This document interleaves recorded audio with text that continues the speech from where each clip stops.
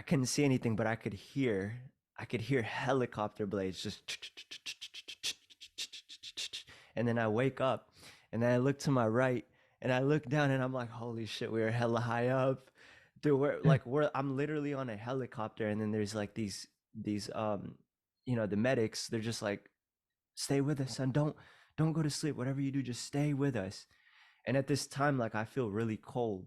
I was basically bleeding out, and the feeling of dying, I knew at that moment that I was dying. I was pretty much dying.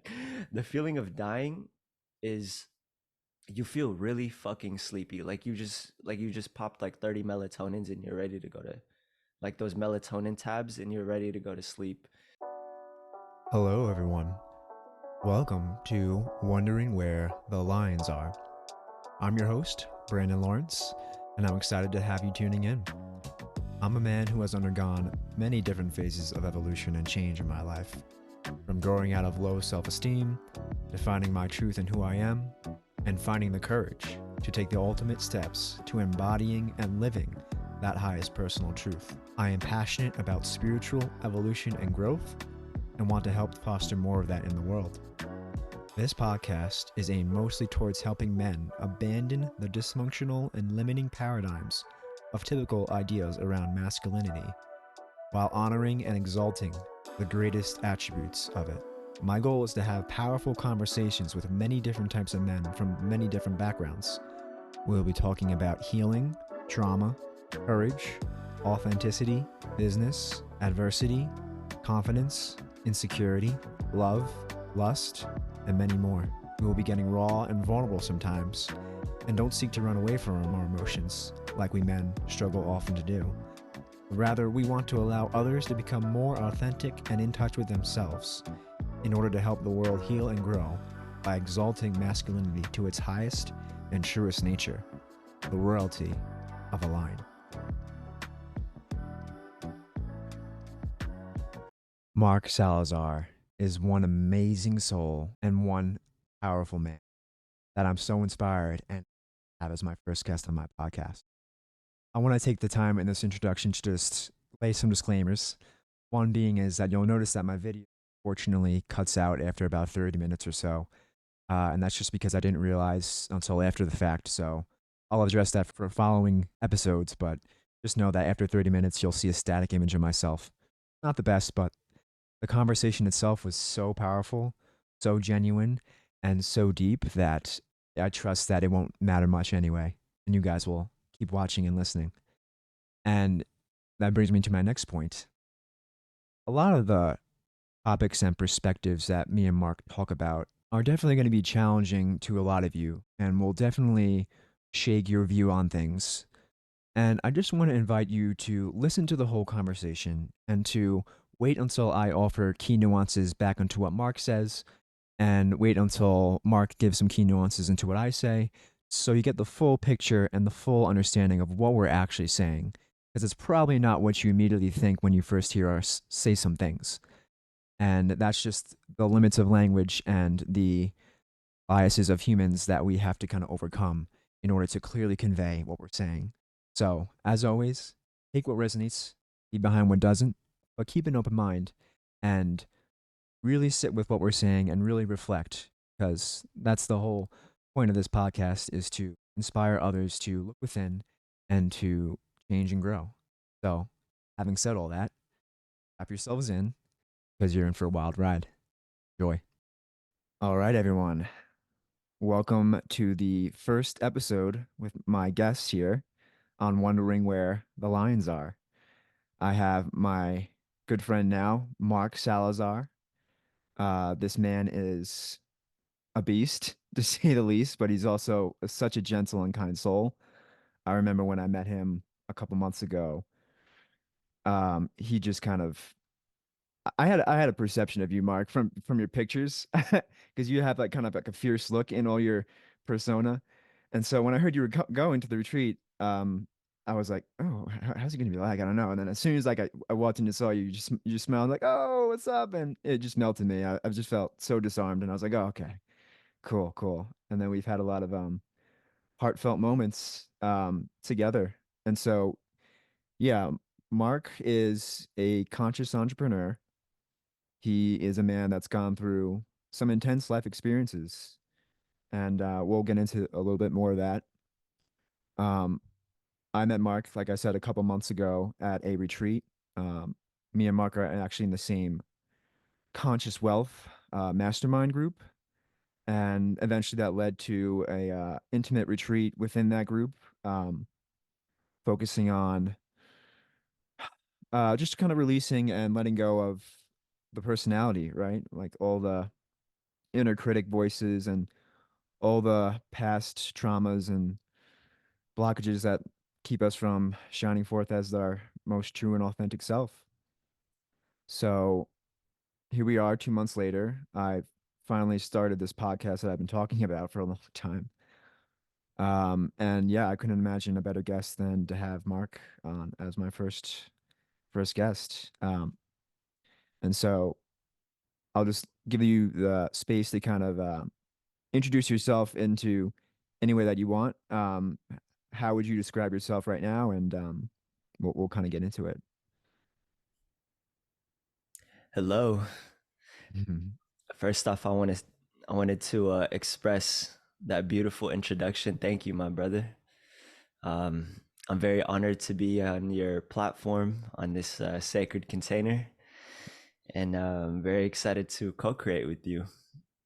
Beautiful. Um, I'm that was a very interesting introduction because I've never had someone like just tell me like their perception, like the perception that they've uh received from my like online character, if you want, as I should say, like the online persona, right? So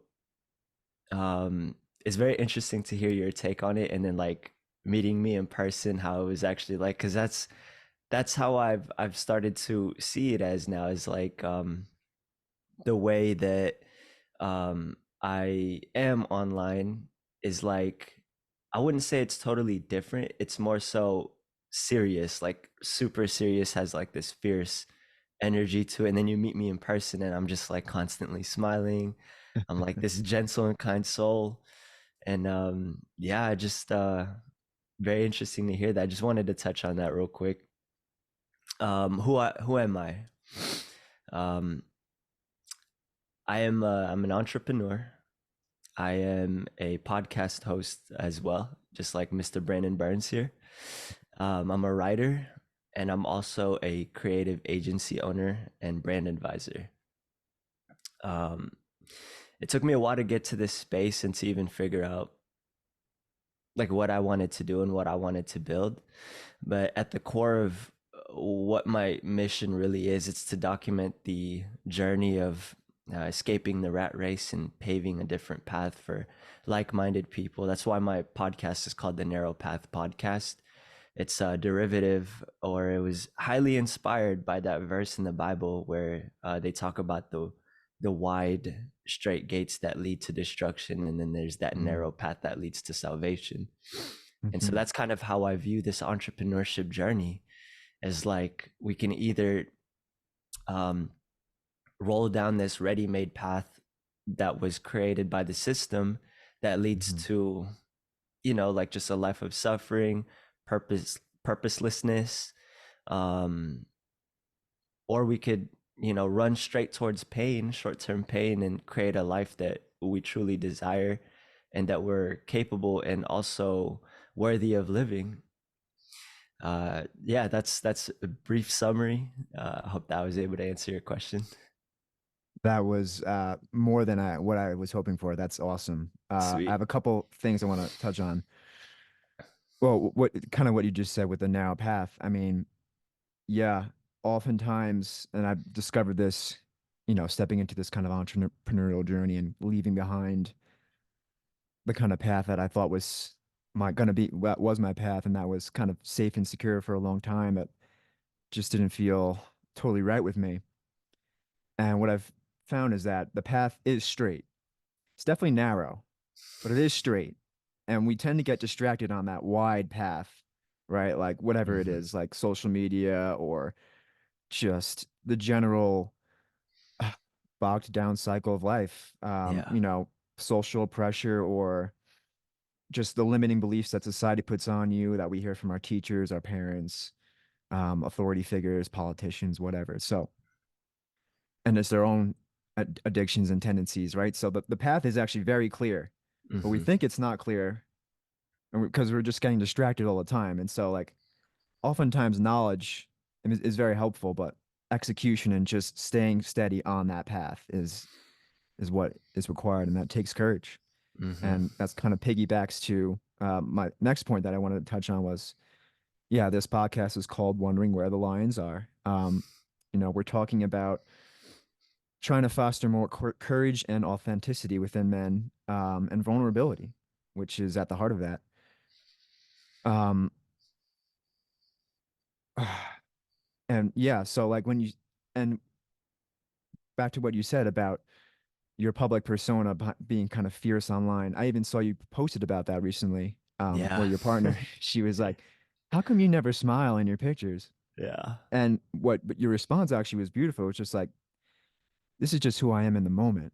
Yeah. Like, I'm not gonna put on a mask to make people think that I'm something that I'm not."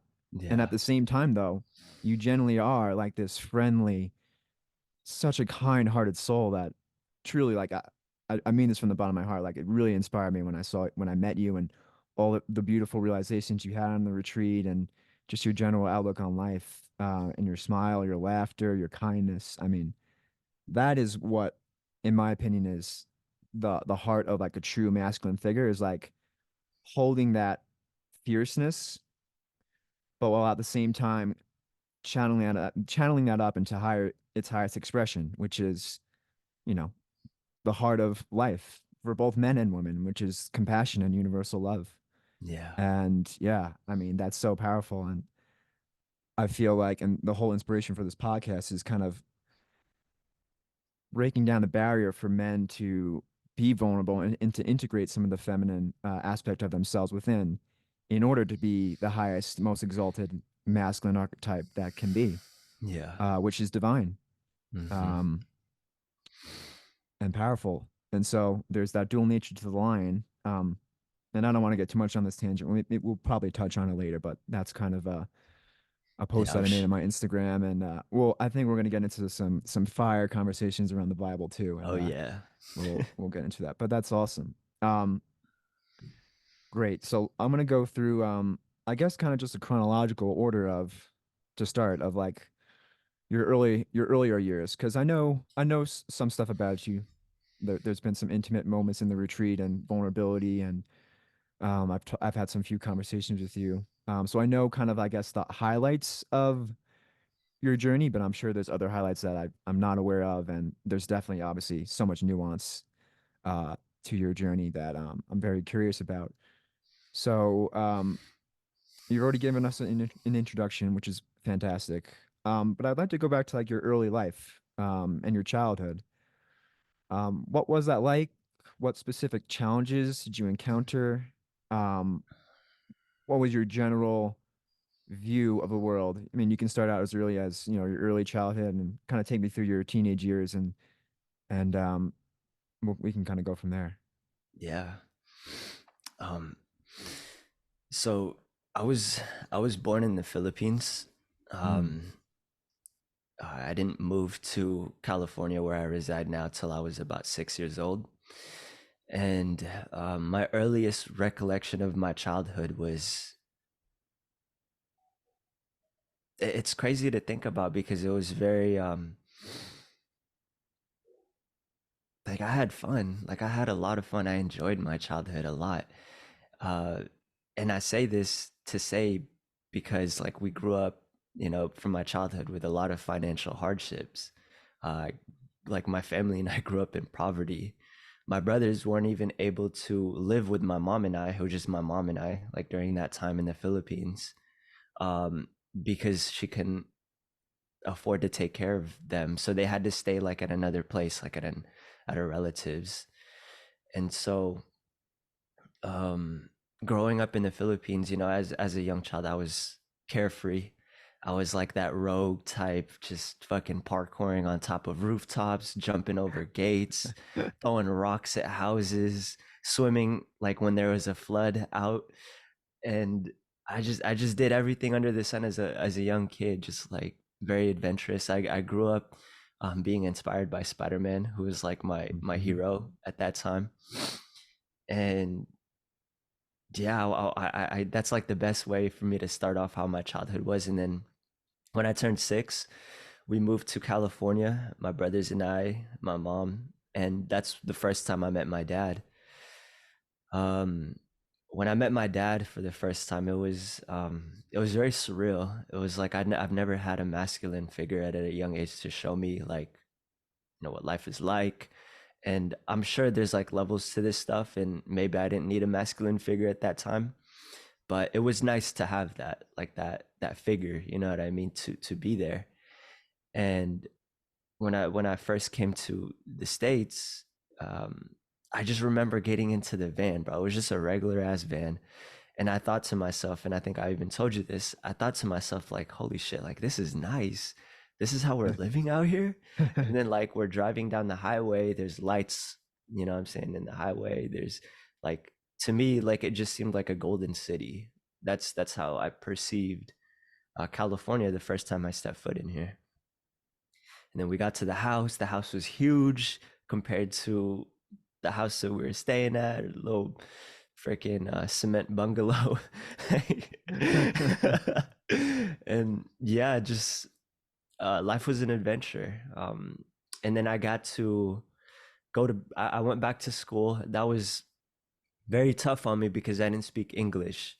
So I felt very outcasted. I didn't feel like I belonged. I didn't feel like I could communicate with anyone that was, in my age range, even the teachers. And so I in my childhood I grew up kind of as a loner. Just spent a lot of time being by myself and a lot of time being introspective, which actually paved the way for how I am now, and kind of like that foundation for why like I look at the world so differently. What number one being because I grew up in poverty and I didn't know it at the time, which gives me a lot of gratitude now. Being introspective and always questioning why we do certain things. Why do we have to do that? Like, why do we have to like ask? Like, why do we have to ask to go to the bathroom? Type of deal. Like, um, and then yeah, that was kind of like my early childhood, and then going into middle school and high school. I didn't have a lot of friends. My parents, to paint a little bit more of a picture for you guys, my parents lost their house in the '08 crash.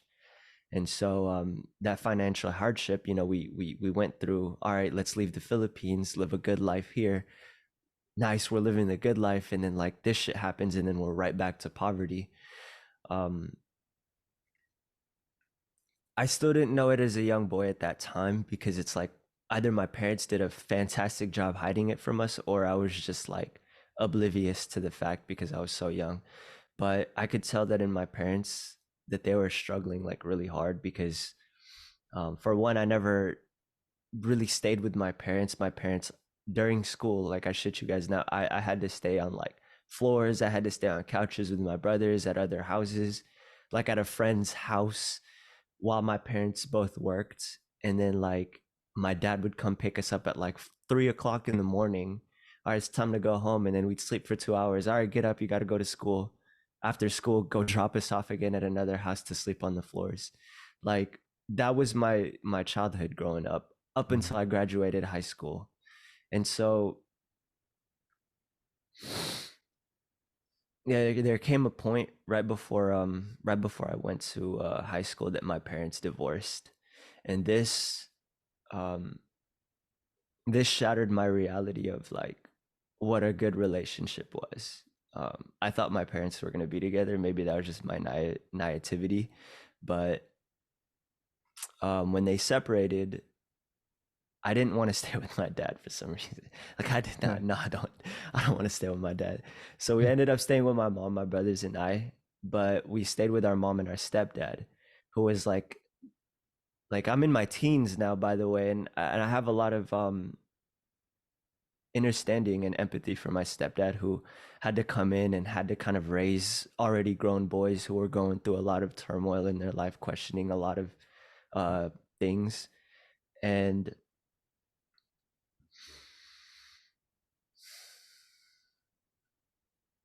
yeah, it was very interesting to go through that cycle of life, to um go through these experiences of like, how life really is, just like the reality. Like, you think um you're living a really good life, and then just something happens to where you get brought back down, and then you go up, and then you get brought back down. So I was going through like these ebbs and flows of surrendering to life. And at that time, I was very rebellious. As soon as like we moved in with my stepdad and my mom, I was very rebellious. I still wasn't staying with my mom and my stepdad. I would be staying with my aunties. And I just kind of questioned, like, why don't I have a house? Like, why don't I Mm. have a bed to sleep in? But yeah, it's just like going into moving in with my stepdad and my mom, I was very like rebellious. I Mm. questioned a lot of things. I was getting into the wrong crowds, and doing drugs, smoking cigarettes, just weed. Like, I wasn't doing the hard drugs. I was smoking weed and smoking cigarettes, and just overall rebelling to authority, and uh, just like anything that wanted to tell me what to do, because I,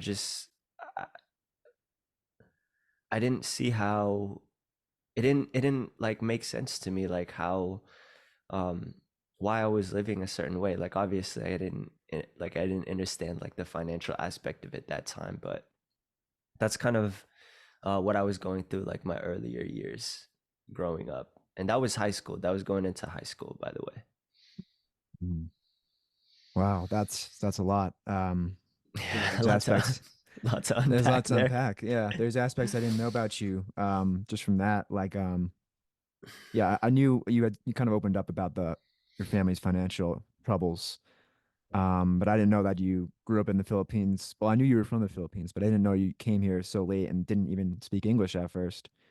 Um, and then yeah, just all that turmoil of and chaos, right? Like it seems like your entire young years had very little structure, very Very little little. stability, and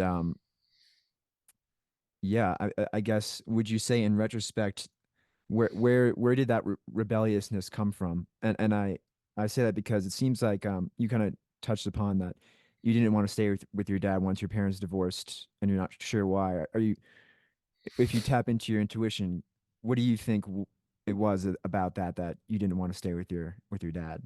Yeah. Was it because like you was there any and I don't want to project, but was there any kind of like resentment for not having that masculine stability just in general, and maybe you put that on your biological father, or Yeah. you know that's just I don't want to plant the seed in your mind. I want you to just kind of see what you think, but yeah, what do you feel that was?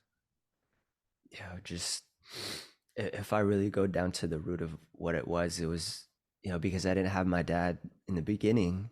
And then as soon as I had my dad, it was good for a little bit. And then I got to kind of see who he really was. And my parents aren't perfect, you know what I'm saying? Like, they grew No up with one's their parents own, are. yeah, they grew up with their own struggles. Hmm. And they had a worse upbringing than I did. I was actually kind of blessed, you know what I mean? Hmm. And um my dad just wasn't that role model that I wanted to model after. Dude, I modeled after Spider-Man. You know what I mean? Like, like, and then like my dad comes in and he's like just partying all the time, just drinking, taking us to parties, driving drunk. Sure, yeah. Like, very like in my eyes a little bit hyper feminine. Like, he wasn't like really masculine, like a leader. He was more so like just very partying, you know what I'm saying? Just drinking, just having fun. And um he just to me, like, and a part of this is always like, as a young kid, I was always conditioned by everyone around me, don't grow up like your dad. People would That's say a that, like, or was that that's just kind of the pe- subliminal? People would tell me that, like my mom Mm. would tell me that, like, no, bless her heart, bless their hearts. You know what I mean? Yeah, Like, yeah, my family would tell me that. They'd be like, oh, don't be like your dad. Like, how fucked up is that, to as a young yeah. kid, and you finally like have your father in there, like, don't grow up like your dad. And so growing up, like I had this like image in my head, like I'm gonna do everything that I can possibly do to not be like my dad. I just didn't want to be like him at all. And a part of that nature is because of the choices he made. And like now I don't blame him. I mean, like I Yeah. actually, I've forgiven him for a lot of things as well as my mom. But Right. that's kind of like at the root and at the core of like why I felt those things. Wow. Yeah. And I think it's important to clarify, like you were saying, you felt like your dad was in this hyper feminine phase, and like there's obviously nothing wrong with feminine energy, but Hmm. men and women need a balance of both. Obviously, men are going to be more masculine because that's the biological archetype of the Yeah. masculine figure, men, and Yeah. vice versa with women. Um, but yes, there needs to be a certain balance, like that yin and the yang. There's a little bit of that opposite polarity within each. Hmm. Yeah. Um, but what you're kind of speaking to is the chaos of your dad, like having no structure, no drive, no motivation, not being in control of his pain, and so it was manifesting in all these distorted behaviors like driving drunk, doing drugs and partying.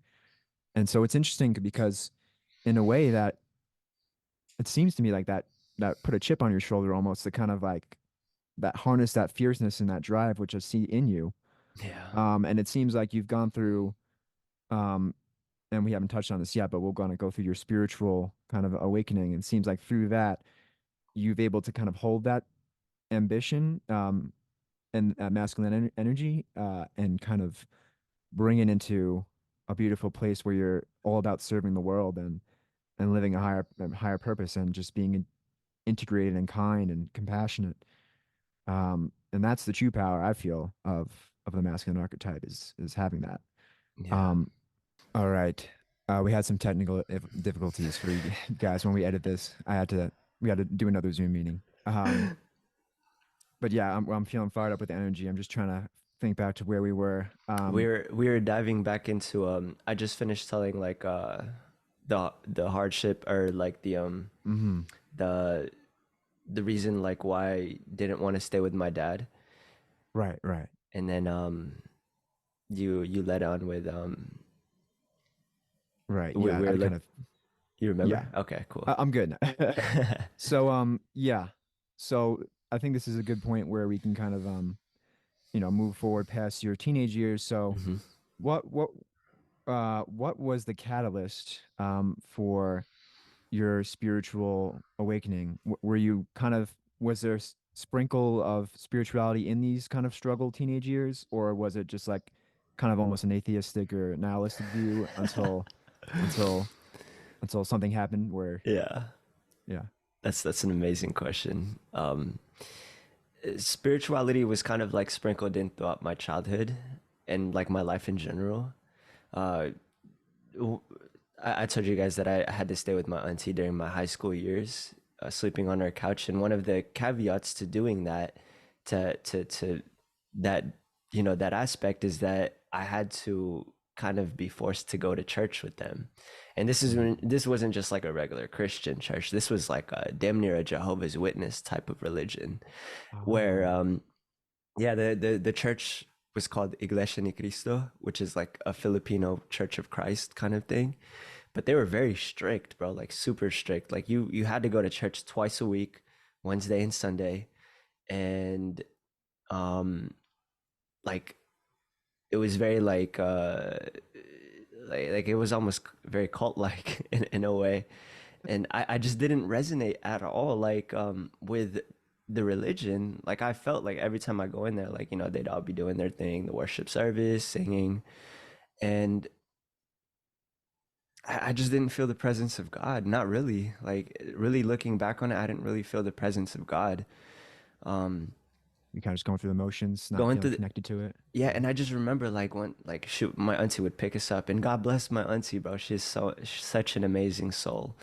Um, I remember my auntie would drive over to our apartment, and she would like pick us up for church, and I would just like nah, like I would tell my brothers, "Can you tell her I'm sick? Like I'm not trying to go." And they would go to church and they'd just tell I was sick, and I'd stay home and play video games. But yeah, just you know what? Now looking back on it, I've realized this that my auntie really just wanted to save our souls. She just Yeah. wanted to do everything in her in her power, and she was like lending a lot to us, like having her stay at her house, and then like you know doing as much as she can, taking care of like 5 kids because she has her own kids, and then there's 3 of us, and then it's like at one point she was taking care of 6 kids actually, taking us all to church, making food for us, the whole thing. And there was this one really big catalyst too that I didn't realize, and I think I told you this too, that when I was 9 years old, I went to Food Max, and this was like my parents were both working. They had my ass watching my brothers, and I remember like I would always sneak, like I would always leave the house, go to Target, go to Food Max, hang out with friends at the pool. And one time I was in Food Max, and I got myself like a fucking like I don't know like a toy, bro. Like I bought a toy, and then I remember there's Food Max, and then there was my apartment, and between it was a crosswalk, and so I pressed the crosswalk, and I remember just waiting there, and then I see the signal to go walk. You can walk, right?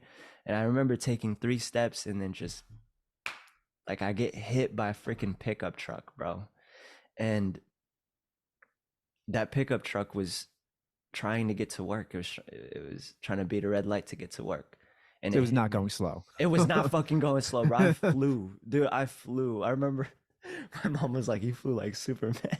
Oh, she saw it? No, she didn't see it. She just Uh, like, because they had or newspaper. Spider-Man.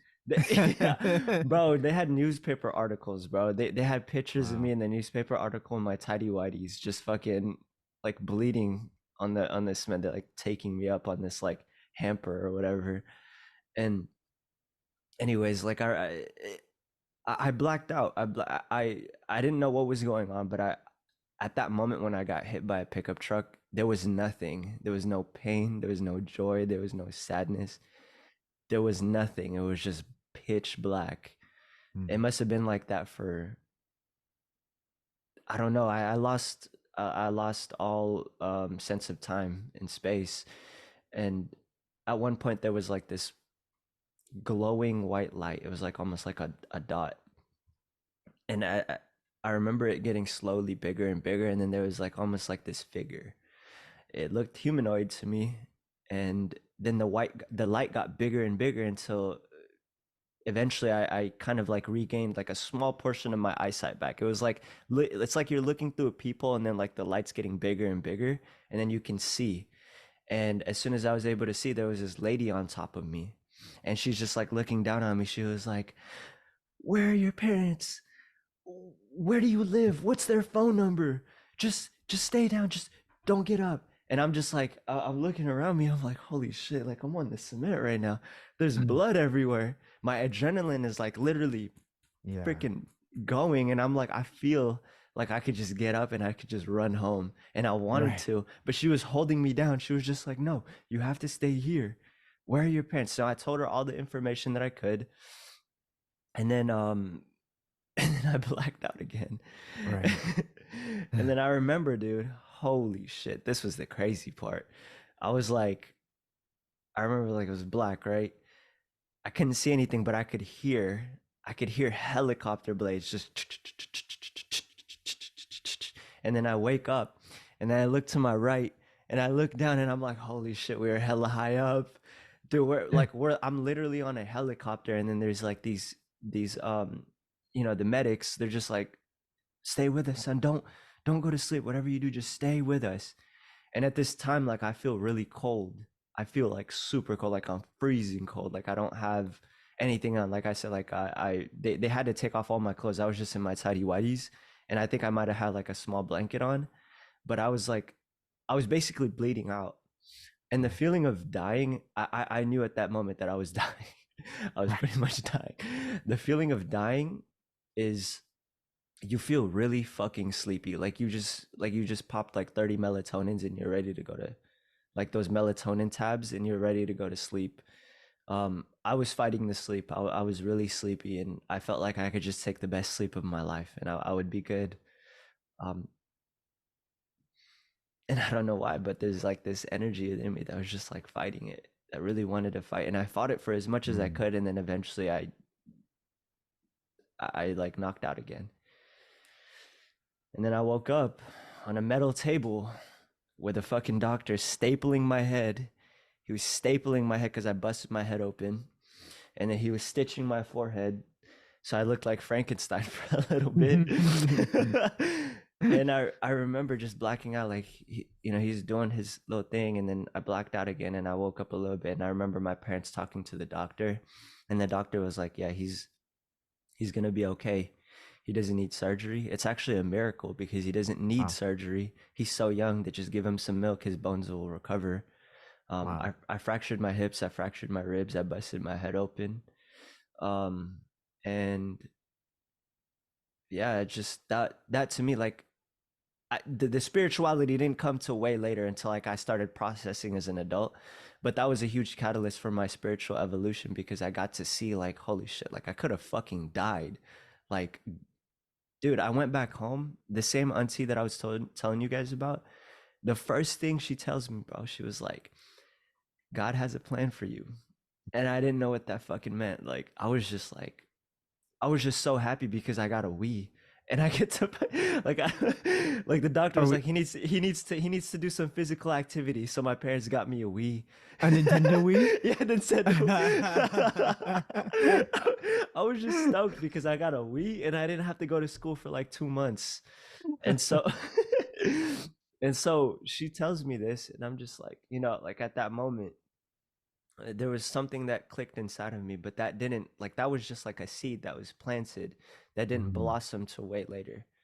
Um, yeah, and so that was a huge catalyst for my spiritual evolution, and I didn't get to really process that until, um, like I said, like as I started kind of growing up, leaving the house at 19, um, and going through my struggles, which is really what awakened that fire. You know what I mean? Yeah.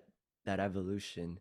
I went through a lot of hardships, heartbreaks being one of them. I grew up again with divorced parents, and my parents were like low key cheating on each other, and Mhm. so I grew up like with this skewed perception of what love is, and Yeah. so I sought love in the wrong places, like like thinking that love was gonna save me, or like a relationship rather was gonna save me, but it wasn't, and so I learned, as a young boy, like, getting into relationships and, um, it not working out.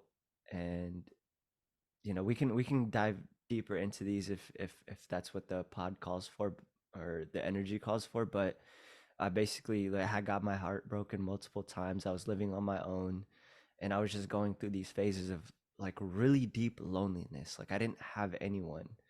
Like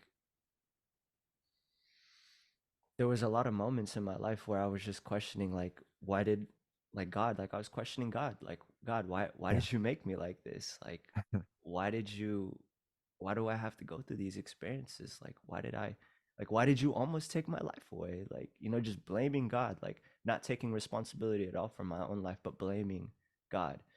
And so um that put me in a really low, like a really low place in my life to where like I was living paycheck to paycheck for years, bro. I was working two jobs and I was going to school. At one point I dropped out because I just couldn't deal with going to school, working two jobs, living paycheck to paycheck.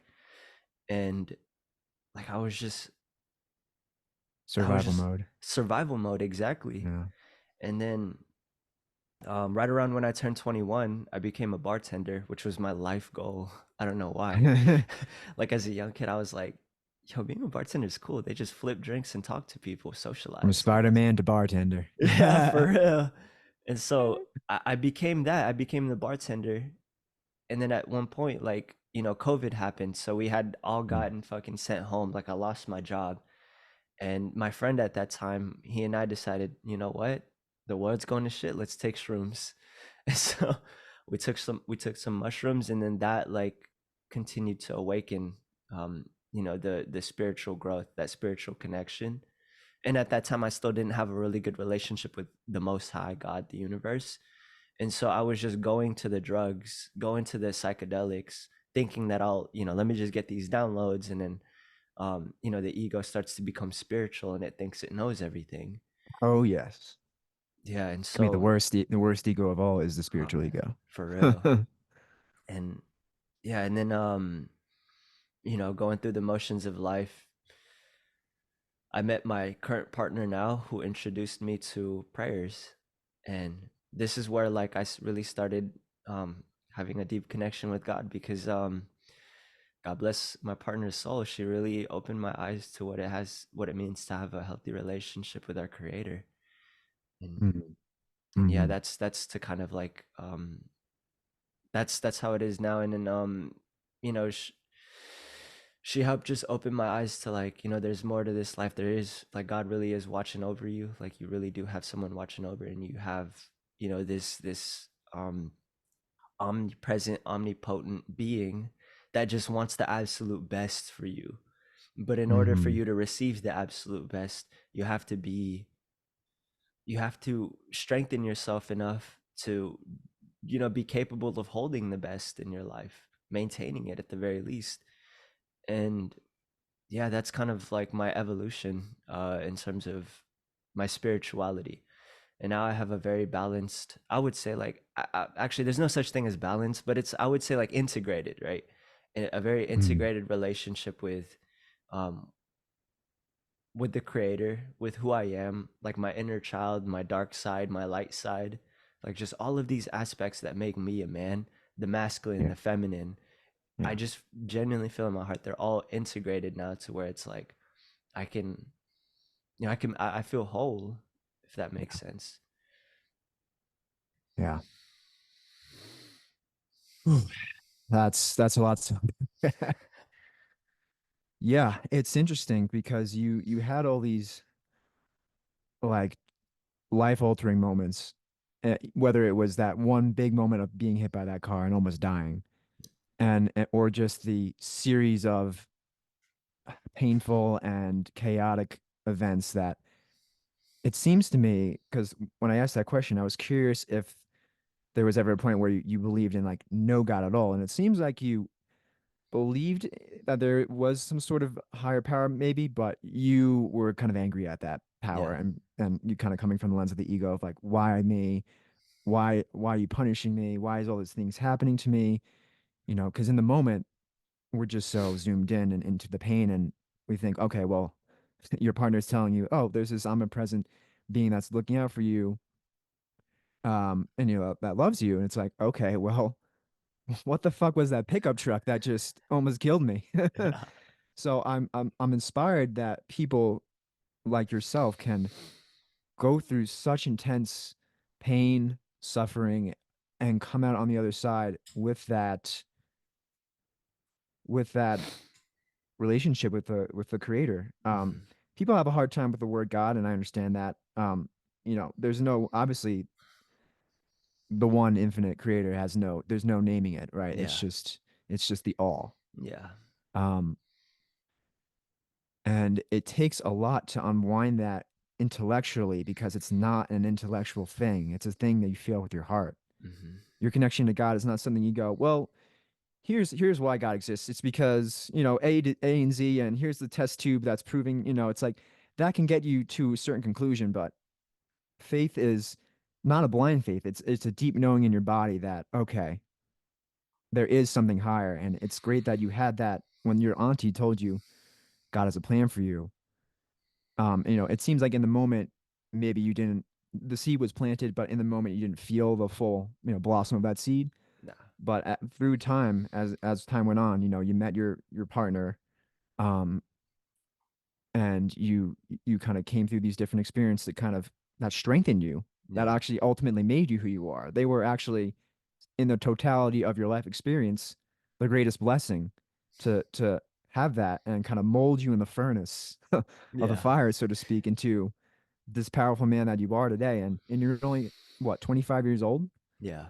I mean, most people 25 years old are unintegrated, like, God bless your father, but kind of like what you were just describing, like, just, and there's varying degrees, but just kind of like lost, no purpose in this. And this is not to like put you on a pedestal and to put other people down. It's saying like everyone is at where they're at. Yeah. We There's all have a you karmic path. yeah, you can't do things past the level of consciousness that you're at. It's not a judgment thing at all. It's everything is in in the totality of time is coming together. We're all learning, some at a different pace than others, some are at a Hmm. different position than others. Hmm. You would never say as like an eighth grader that you're better than a fifth grader because no, you were a fifth grader at one point. You were Yeah. at the same point, you know. So it's kind of like that. It's just like and it's very easy as a spiritual ego, like you just said, like once we start to learn knowledge, and not just learn intellectual knowledge, but like come to these truths. You took these mushrooms, you took some psychedelic experiences, and that brought you into a lot of healing. That's great. It's like you break through that barrier, right? Of like all that guilt and trauma until you hit that other ceiling, because Hmm. then the spiritual ego hijacks all that knowledge and Yeah. starts to use it against you and starts to make you feel elitist almost in a subtle way and feel like you're better than people and or think that you know it all like you said. And so Hmm. yeah, I mean it's the great nuance of life. You said that there's no balance, and I agree with that in the sense that yeah, balance is an ever evolving thing that until we are one again with the creator, and we already are Hmm. in my experience one with the creator. That's the ultimate paradox. It's just like an Like awareness to that fact, yeah, right? To that truth, rather. we already are that, and all you have to do is let go of that personality structure Hmm. that believes that it's not, and realize that you are actually the awareness, the infinite I am presence behind all that. Hmm. And that's an ever evolving process. And we can kind of touch upon well, we definitely will touch upon that because um I want to get into some of the aspects of spirituality from like Christianity, like that Yeah. you were kind of introduced with your partner. Hmm. Um, w- so earlier in your life, you kind of went through the motions of church, and I also grew up Catholic. Oh, you grew up Christian. I grew up Christian. You were what was your like It's like a damn near a Jehovah's Witness, bro. Jehovah's Witness? I've always Damn been near. so curious. Is like, what does that even mean? Um, all right. So I grew up as a Roman Catholic. I don't identify as a Roman Catholic. I just say that it was like I grew up in that space. I went to Catholic school my entire life from kindergarten till yeah, kindergarten, high school, college. Hmm. And there's a lot of beautiful aspects of spirituality within Christianity, but there's also a lot of distorted egoic filtration. And the reason for that is a whole nother rabbit hole that I don't think we have time for in this podcast, which we can talk about in maybe another time. But it's just the filtration of the human ego filtering these spiritual messages and then distorting it through the lens of guilt and shame. Yeah. And so No, you get for this sure. And very fear too. Fear, and for fear. sure. And so you get this very cultish, like you mentioned, aspect of like, okay, we are the followers of God, and everyone else that's Muslim or Hindu or whatever, or like this other dialect is going to hell because they don't proclaim Jesus Christ as Exactly. their Lord and Savior. It's like Exactly. that is a rough way to live. Like I do not Yeah, want to live in that world. That for is a sure. terrifying world to live in. That is all about fear, guilt, Hmm. and shame. Whew. And it's interesting because when you actually begin to take that, once you grow spiritually and you, at first, it's almost like, at first we rebel and we're like, oh my God, the religion is totally nonsense. The Bible is absolute bullshit, right? And that was at least my journey. And so I kind of came through spirituality through kind of like metaphysical understandings about that resonated more within me. Like you're one with God, you're the creator of your reality. Everyone is one with you. So whatever you do to someone else, you're just playing yourself. Yeah. And this is all the things that Jesus said. Yeah. But it's filtered through the lens of like, okay, Jesus actually is the one and only Son of God that came to die for you so that you can be you can be saved, right? It's like all based on guilt and shame, and like there's a debt. We sinned, and then to repay that debt, we need a sacrifice. you Mm. know, Yeah. very very. So it's like you can only go so far with that in terms of your spiritual growth until you hit a ceiling, and you kind of said that to me before. Hmm. Um, So anyway, I don't want to go too much on a rant. I want to keep this centered on you and your journey. So, um, your partner introducing you to prayer. What what aspects of Christianity, whether it was from your early childhood or from what later on came from like embodying prayer, what aspects of that felt true to you and what didn't feel true to you, and how did you kind of unpack and unwind that which didn't resonate with you? When I met my partner, I was like already kind of like spiritual, right? But I had that Yeah. spiritual ego. And so when I met my partner, she was raised Catholic, but the thing is with her parents, they um they encouraged her to go see other churches, to go Hmm. like, go see, like go experience what that's like. They would have Jehovah's people inside their house.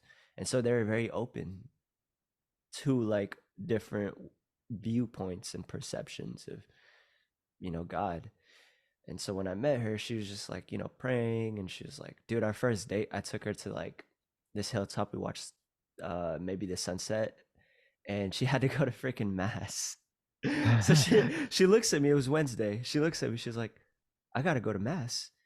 And I was like, I was prepared to spend the whole day with you. But all right, let's go. So I took her back home, and she went to, it was Ash Wednesday, so like she did her thing. And the more that I got to know her, the more that I got to see her core values, like as a centered around family, centered around faith. And that inspired me because I grew up in a family that had no faith, damn near. Like my auntie being the only one, and meeting her, they're also family centered, and like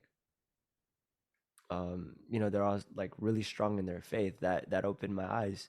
And Right. so I started like, just praying with her. She's like, whenever we'd eat, like she'd pray, and I'd like, just close my eyes and join her. And I even went to Catholic church with her one time. And then that only got to a point to where I started, like I want to look deeper into this. And so I started surrounding myself with she got me a Bible for my birthday. For my 24th birthday, she got me a Bible.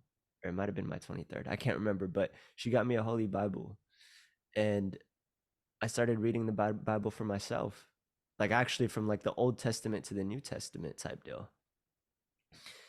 I was really hungry for spiritual knowledge, like to understand what this life is all about. And I knew the text would tell me that. And so I just became hungry. Like I just started reading, like going through it. And it led me to certain like YouTubers in the space that would talk about like, you know, um, things in the Bible that they say we shouldn't be doing, but we do anyways. Like not eating unclean meat is one of the things that's decreed in the Holy Bible, like pork. Certain seafood isn't good for us, and there's a scientific reason behind why it's not good for us, but it also Right. says it in the Bible. And I started practicing these for myself. um i I remember like even like yesterday, like we practiced the Sabbath. The Sabbath is like the rest day, right? You should rest on the seventh day, just like God. um which means you're not supposed to work, you're not supposed to buy things, you're not supposed to um partake in things that like sinful things, like Fridays and Saturdays. What do people usually do? They go out party, they go drink, they Yeah. they they have a good time. But on the seventh day, you're supposed to rest. Like you're supposed to take time to appreciate this, the world that God created, that technically like our divine nature created. And again, that only got me to a certain point to where I started being very like like following the rules as is, you know what I mean? And just Right. seeing the Holy Bible as like, okay, like I gotta follow that. And I didn't know, like I knew deep down that there were missing texts, like the Dead Sea Scrolls, saying the Gnostic Gospels, like there were like these missing texts, but I didn't come across them until like I went to the retreat, which pretty much like broke that barrier. Like I went from not having a relationship to God to meeting my partner, introducing me to prayer, introducing me to like what it's like to really worship God. and then to like going balls deep into like, all right, like following the Holy Bible for as it should be, or how Mm-hmm. the text lays it out, to like, Jesus being the only son of God type deal, to going to the retreat and then like, oh shit, like we are actually God. You know what I mean? Like we are, not to say like we're deities, but we're like, we can allow God to express, because that is like our true inherent divine nature. If we allow that to express, instead of allowing the ego, the personality, or the outer mind to take control, like, if that makes sense. And this was just a result of like really seeking the knowledge, like until I got introduced to JP and the I am discourses by Saint Germain and the other ascended masters. Like that's where I started piecing together, holy shit, like it makes so much sense. The Bible laid the foundation, but it left out one of the most important aspects, which referred to our as our God self. It left out that part, which is really important, because it tells us about our true nature and basically what Jesus was teaching. But it's just like that the Holy Bible was filtered through what you were saying, like the lens of other people's egos, and it was just like things were taken out because they didn't resonate at that time period. Yes. And so coming Yes. across the retreat, meeting you, meeting, JP, who's also in the Level Up Collective, it it bridged that gap of understanding, because I hit that barrier, and then when I went Yeah. to retreat, it broke that barrier, and now I'm in the process of reading the I am discourses. But yeah, that's like the timeline. Yeah. I love that. I have so much to unpack with that. Yeah. So it seems like, and this was my gripe with religion, was you went through that phase of like, okay, I'm going by the book, I'm following it, like very rigid, authoritarian. Um, and that can help you in a lot of ways. Mm-hmm. But God is not an authoritarian figure telling you, thou shalt not kill, you should not kill, right? Yeah. But it's not like there's free will, right? Like Mm-hmm.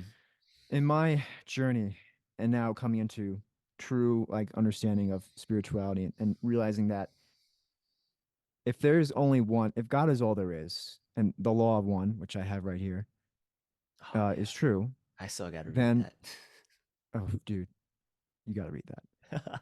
So if God is all there is, how can I look at you and say that you're not God and that you're a sinner? Like what?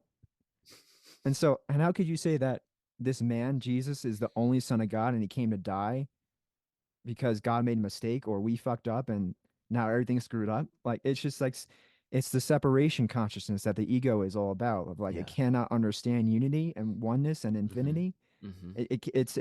It's not in its realm of understanding. And so whenever Jesus says these lofty things like I am the way, the truth, and the life, we filter that. We can't understand that it's not the man that's saying I am the only one Son of God and everyone Mm-hmm. else is a sinner and you have to bow down to me. Mm-hmm. No, it's saying he's speaking from that I am presence. He Yeah. understands that I am one with God. Mm-hmm. And so when I say these things, it's not the persona Jesus, it's the God presence within him speaking. Yeah. And it's an invitation.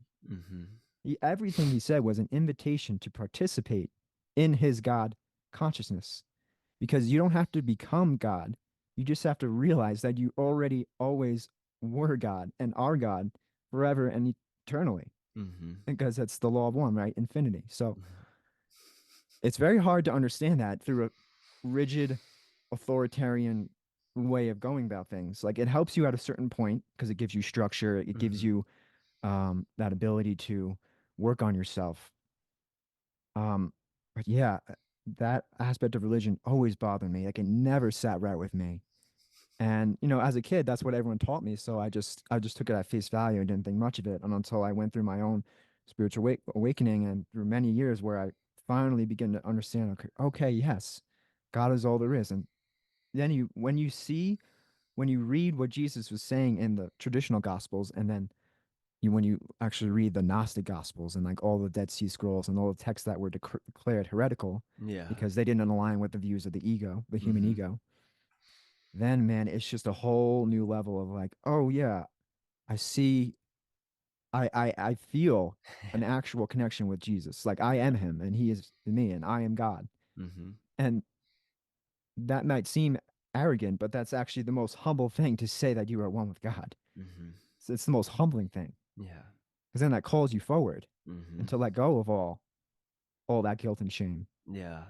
I'm so glad you brought that up, bro. It is really humbling. If people would like hear this and if they didn't like have that understanding, they would think, wow, like you really think you're all that.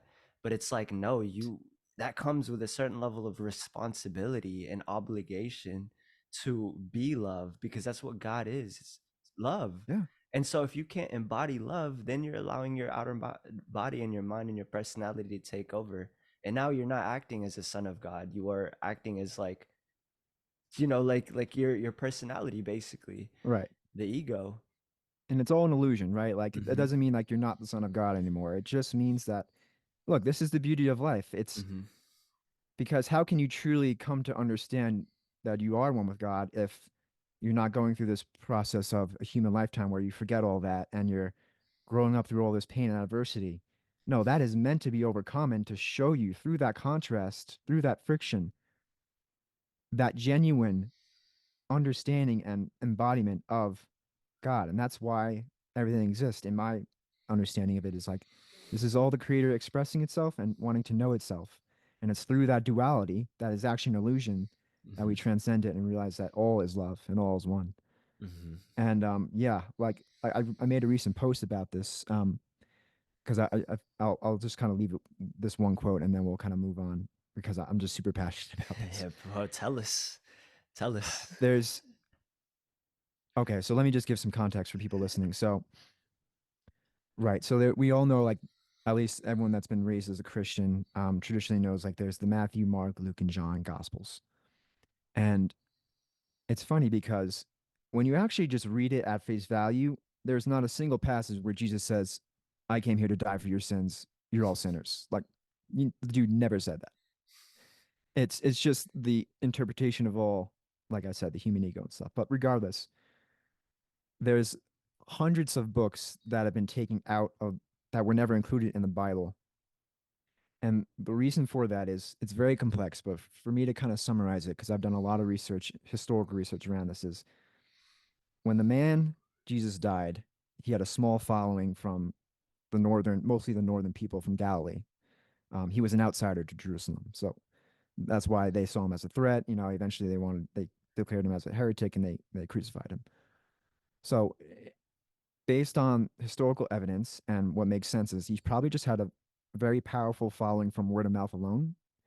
And over a few for first few couple centuries, that kind of spread out into all around the Mediterranean through word of mouth, which is incredibly It's powerful to do. freaking incredible, Think bro. about how hard it is to blow up on social media. Imagine him blowing up on word of mouth, 2,000 My. years ago.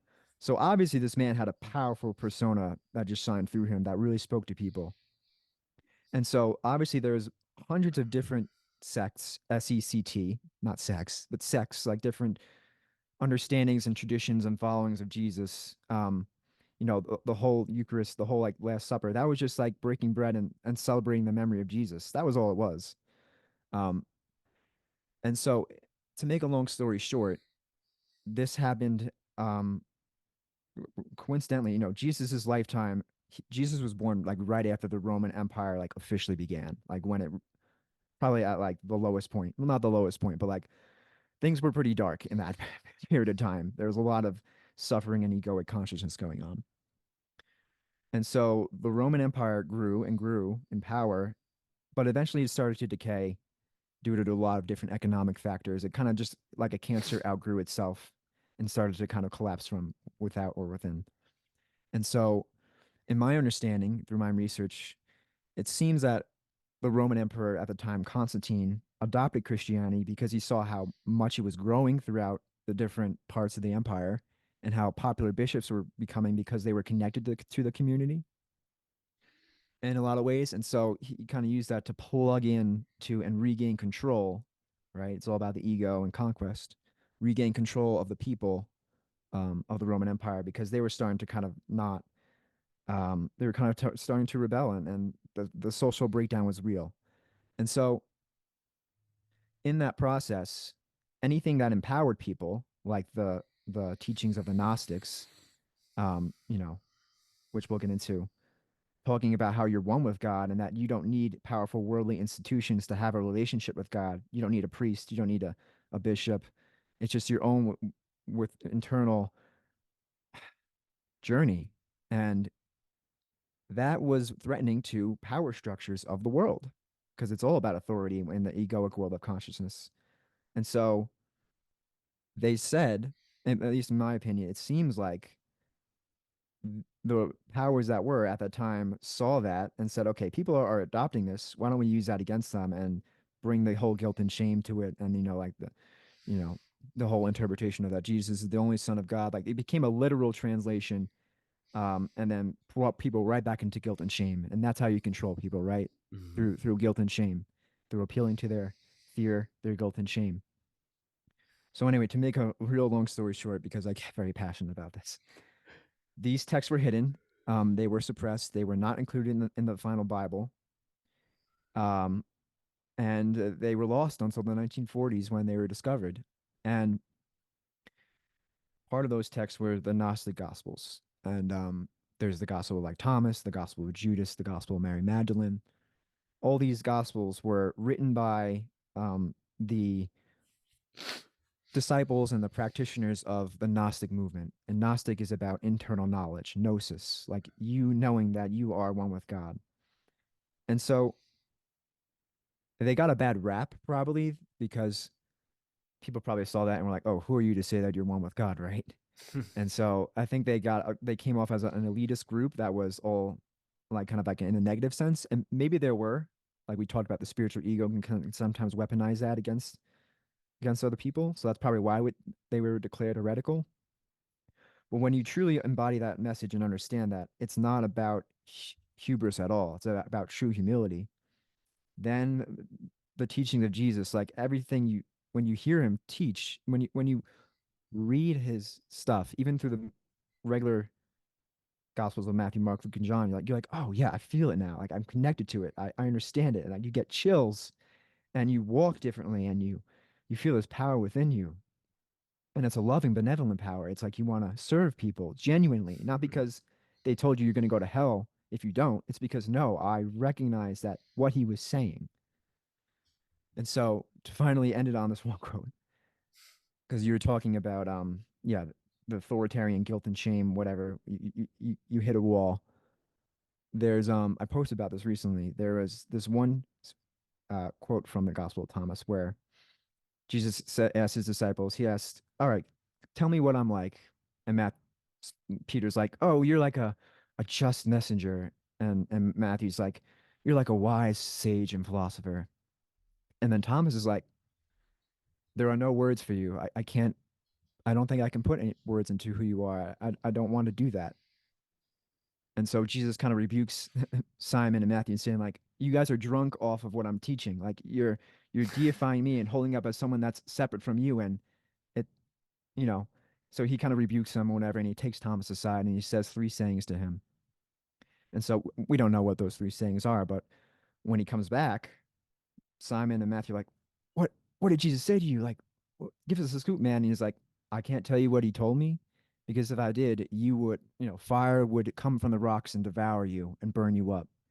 And basically what he was saying was you would be outraged at the blasphemy because he told me that I am one with God. Mm. And Yeah. Jesus recognized that Thomas was ready to accept that. Like Thomas was at a level where he really understood that it wasn't Jesus that he was looking at, it was the God presence within Jesus that was speaking to him. And so, yeah, man, I'm passionate about breaking that down, like breaking that down, that distortion down, because this world has enough guilt and shame. I don't even have to talk about all that's going on in the world right now, and Mm-hmm. that's all from the world of the ego. And so, yeah, bro. And it Um, just, I wanted yeah, I wanted to add on this, bro, because this is like, this is the knowledge and the information that I feel like I've been searching my yeah, entire like life. And the fact that, it's such a blessing that we got to meet you, we got to meet JP, we got to meet these people at this retreat. And bro, like even before going into retreat, there was a lot of resistance, like a Mm-hmm. lot of resistance to us coming there. For one, it was the financial investment. Like it was such a big Mm-hmm. financial investment. Mm-hmm. It wasn't just me; it was my partner and myself. And so that was almost enough to stop us from going. And but then when we went and we got introduced to this is life changing knowledge that people are going to be getting for free if they decide to like tune in, if they decide Yeah. to listen. So I wanted to just make this very clear that this is like knowledge that is absolutely life changing. It shatters what you think you know about the world, our life, and it can propel you towards just a more peaceful, loving, and empowered life if you choose to like obviously listen in and also like do your own due diligence and actually look into the things that we're saying and find that inner knowing for yourself because there's nothing quite like that inner knowing. Like it's not a like you just know deep within your heart that Mm. this is truth. Yeah. Yeah. It's a whole new level, and it comes. It's like I said, it's not an intellectual thing at all. It's something that you can only embody when you're ready for, and if you're Yeah. not, there's no judgment at all. Mm, I'm definitely not attacking anyone who's like traditionally religious, and I'm not saying that that's a sham or whatever. But I'm really calling forward, and we're both calling forward. People in general, but this podcast is centered on men in particular. Is like stepping into that courage, mm, yeah. um, and coming to that true place of faith and, Mhm. and inner knowing where you are fucking powerful. For And real. that's not an arrogant thing to do. That's actually it's been the most humbling thing for me to come into that. Like I resisted it for a long time, bro, and that's kind of why I went to that. That's definitely why I went to that retreat, was like to just break through that. I mean, there's layers and layers that you break through, and I felt like I was at a ceiling, and then oof, the I am discourses. I listen to them now every morning, and oh my god, it's just like it's For exactly what's Jesus was speaking to in the Gnostic Gospels. Like everything he was saying, he would just say, "I am the way, the truth, and the life. I am the Mhm. resurrection and the life." I am whatever you do to the least of these brothers, you do to Mhm. me. The man Mhm. is saying he is one with all. Everyone is the Son of God. He's Mhm. saying it. And he would Mhm. say, if for those who have ears to listen, if you know, you know. I say my cryptic parables so that you understand the hidden message underneath. It's not meant to be taken literal. Man, I recognize a lot of that desire within you when I first met you, and it showed through your actions too. Mm. And just to like put a just to paint a picture for your viewers, to who they're actually listening to, bro. This man Brandon, bro. We're out in the mountains. It's like how cold is it? Like 40 degrees, maybe even like colder for 7 days straight. This man went and did the cold plunge like at 6:30 in the morning every single day, dude. This man is Oh, devoted to like pushing his limits and seeking that knowledge, and that was just like a small part of your action that led you to kind of go deeper into how you can serve. And it's just been an honor to witness this firsthand, brother, and I'm excited for you to continue to embody that and grow this container in what you're building. So for the people tuning in, you're tuning into something very special, like a very special journey. And I just wanted to express that. I felt called to express that, mm. seeing as this is like your first episode, if I'm correct. um Yes. Getting to know who you are and how you carry yourself, from someone who's actually met you in person, has known about you through our online community and actually met you in person. It's an absolute honor and a pleasure, brother. And Thank you. yeah, man, just listen to this guy for real. Tune into this guy. This guy has so much knowledge. He's done his due diligence. He backs up what he says, and yeah, that's all I had to say to add on to that real quick. Beautiful. I fully receive that love. Thank you, man. I really I appreciate that. I'm humbled. Because I respect and admire you. Um, so we've already gone through a lot of heaters. There's still more I want to get into. I think this is a good point to pivot out of that a little bit Uh-huh. because I don't want to we got through a passionate phase where we're talking about Christianity and spirituality, but still staying on spirituality. I've heard you. I believe I've heard you mention this in the community, in the Level Up. Mhm. But I haven't asked you directly, and this is something that I have been practicing recently. And it's something known as semen retention. Oh, I'm so glad you brought that up. And I'm Woo! No, I'm just curious like- because right now I am so obviously if you haven't figured it out by now, that means right now I'm celibate, like completely like not masturbating. Um Wow. but you are in a relationship with a partner right now. I am single currently. So it's a little bit easier for me, I guess. Um and I don't want to get too this is an intimate conversation. I don't want to get too much in the weeds about it, but um I'll just keep it with how how long have you been practicing semen retention, and what benefits have you noticed, or what cons have you noticed, and what even brought you to do that in the first place? Oh, I'm so glad you went here, bro. So freaking glad you went here. So I want to paint a picture for you guys. I grew up with my dad. Obviously, my dad was not the best role model, but I grew up with my dad literally taking the laptop to the bathroom. Like I was a young kid just watching him, like, what the heck is he doing? And so that kind of like already instills in your mind, like, oh, this is a good thing to do. So I grew up like as a young kid, like masturbating all the time, every single Yeah, day, as soon as like I realized that. And that was like damn near like going into high school. yeah, And I didn't realize how bad this was because this conditioned me to like, it wrecks your dopamine, yeah, man. it wrecks your dopamine and it wrecks the way you perceive women too. Oh yeah, You like completely objectify them, yeah, and it also makes you kind of like weak in a way because you're for sure. no, it definitely makes you weak because you're just like you're addicted to this feeling or this craving, your lower centers of the desire. Like we all have that lustful nature because we're all like, Yes, we all have that. And so what led me to get into semen retention was just like I was hungry for mastery, like true mastery of self. And yeah, I knew for a fact that if I was masturbating and if I was like, doing this, that I wouldn't have true mastery of self. And a part of it, I will admit, because I was like, I did have like that spiritual ego. I believed in myself wholeheartedly that I wanted to be better than everybody else. And I knew in order to be better than everybody else, I couldn't be doing the things that everybody else was doing, which right, was being addicted to porn. yeah, And so it's taken me a long time, but it got me. I've gotten to a point where I've been I've retained for like 3 months, and this was before I met my partner. yeah, And um, like it's crazy because you get to really know who you are through semen retention. And I say this because you're denying yourself of this, like this, like as a man, right? Speaking from a man's perspective, that is like our ultimate release. Like we're biologically put down here for two things: to survive and to procreate.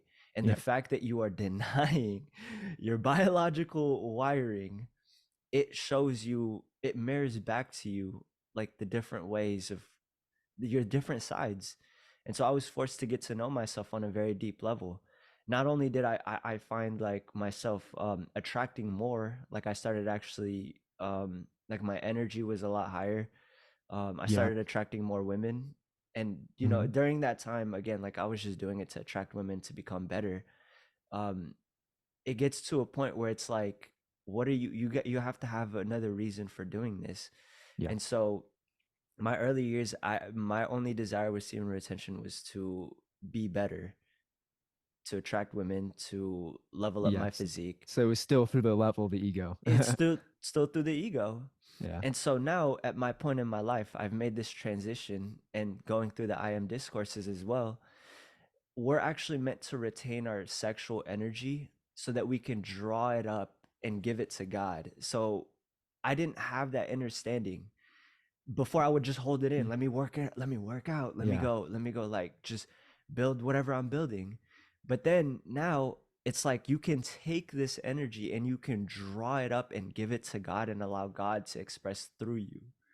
And so, me being in a relationship, this is not easy to tell your partner, hey, we're not gonna have sex.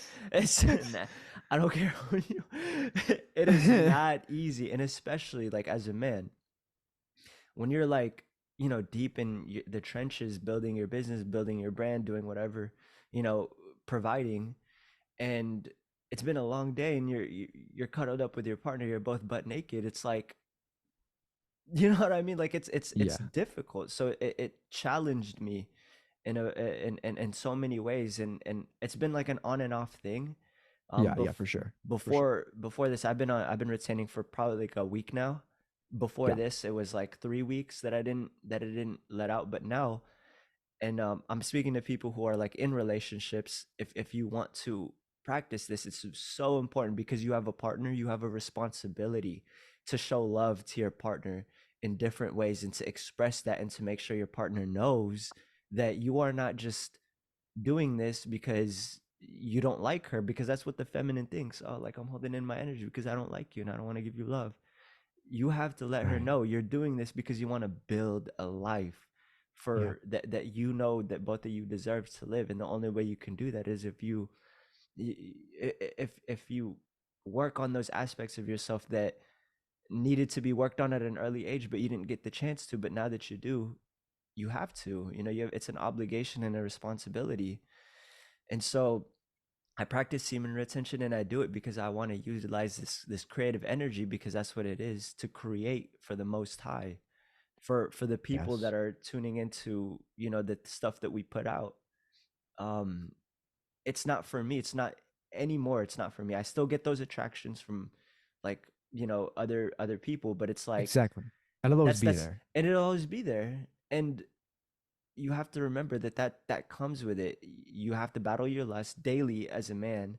You have to battle like the temptations daily, and you also have to utilize this energy in a way to where it's for you have to understand what you're doing with this energy. Before, I used to do it for myself. Now it's for the Most High. Okay. This is very good. I'm so glad you said that. I agree with pretty much everything you said, but I do want to add some nuance Yeah, for because I sure. feel like there's a great ability for us to be misperceived right now, and Hmm. I can hear just being like, "Are you saying sex is bad?" And like, No. no, we're actually saying the exact opposite. We're saying sexuality is so divine, Yeah. and it's because sex, everything is sexual. Yeah. Every day the sun has sex with the earth. Okay, no, literally, Yo, this yeah. this this gender thing, this law of gender, and is part of duality, Hmm. right? There's the masculine archetype and the feminine archetype, and Hmm. divorce it completely from just the understanding of men and women. I'm just saying masculine and feminine. There's masculine, which is direct, logical, it's powerful, it's structured, it's the kinetic energy. The feminine is the pure essence, the formless, the heart of creation that there is. You know, Yeah. women create life. Yeah, seriously. Like there needs to be a reverence for that. And men do not have a reverence for that because they don't have reverence for the feminine within themselves. Hmm. So they block it out. They don't get in touch with their emotions. And so it expresses in the way they relate with women. Like their sexual lust and desire is all about them pleasing their gratification and objectifying women.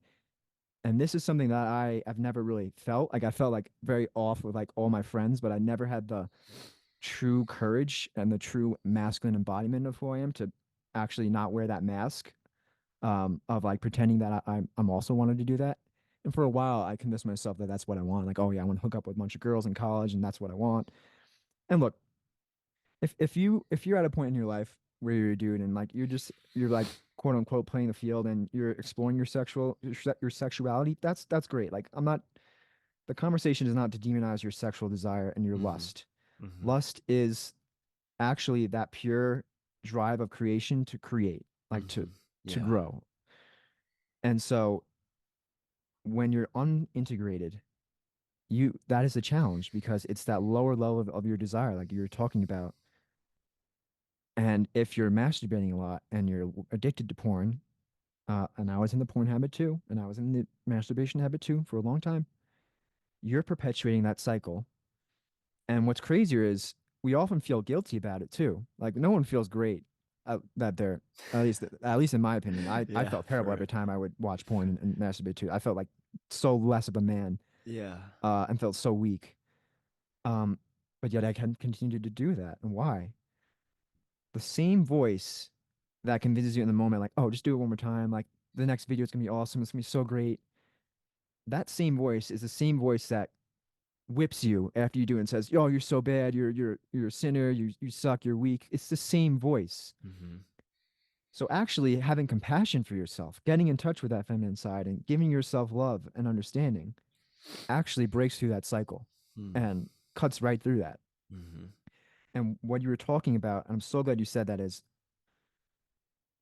when you grow spiritually, when you become to understand that, okay, the lower having sex in that way, like the lower level of desire, like just getting your next nut, is actually so unsatisfactory, and that's why you need to do it again. And it's like, if you retain that semen, and this applies specifically to men, um, when you retain your semen is your life force energy. Mm-hmm. It's your sexual energy, which is Mm-hmm. the feminine energy is sexual. Like that is what feminine energy is, as I understand it. And so if you if you retain that, all of a sudden you get your energy back, you get your creativity back, and there's certain things you do, there's certain yoga practices that you can do to kind of like you're like literally breathing and channeling up the spine, and you're overcoming that lust, and you're not actually overcoming it and demonizing it, Mm-hmm. which is the key nuance I wanted to introduce. You're not demonizing your sexual lust, quote unquote. You're recognizing that it is divine, and you're bringing it up into universal love at the heart, Mm-hmm. authentic self-expression, in the throat, and then the third eye when you realize that you're one with God. Mm-hmm. And that's where the creativity comes in, where you're using this power, this sexual drive to serve others, Mm. through that higher energy. And but the final nuance I want to add to that is that this also does not mean not having sex. And I want to actually introduce you to a key nuance. And this is something that I have not practiced yet, but I've learned through a great spiritual teacher, Aaron Apke. For those who are unfamiliar, he's an awesome spiritual teacher on YouTube, and he has a great course, 4DU.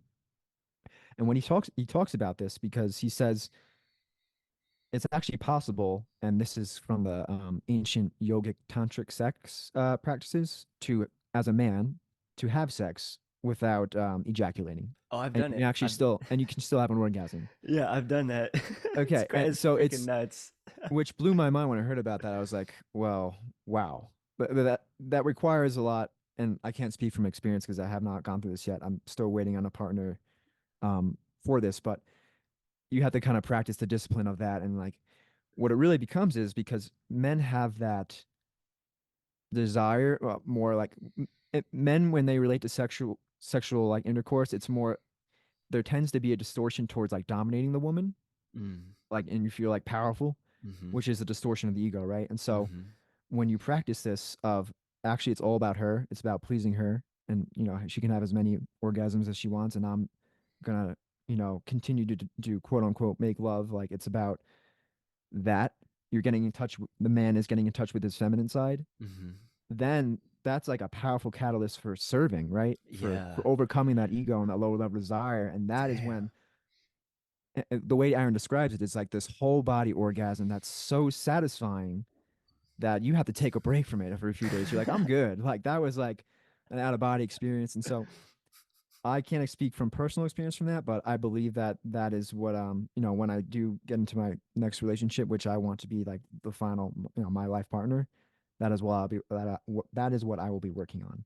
Yeah. Um, and so it's not about not ever having sex. And Aaron says like, you can a good rule of thumb is like to not ejaculate. Like you can still ejaculate, but like try to keep it to less than once a month, or yes, no more than once a month, as just like an arbitrary rule of thumb to keep that I thought it was life one. force energy. I thought it was once a week, but this man says once a month. I like that. I He's like stepping up your that. game. I I mean, stepping it I up. don't know where he got that once a month from. That might just be like I don't know if there's any kind of like scientific thing to that, but there is Yeah. science actually saying with like men who ejaculate too much, go bald faster. Like, you lose your, it's sex hormones, right? Like your Yeah. body, once you retain that semen, your body then takes up those nutrients, like all that energy. Like Mm-hmm. from a very physical standpoint, it's taking up the nutrients from the semen, and also like just the esoteric standpoint, the sexual energy is getting channeled up your spine through the chakras. We can Mm-hmm. get into that.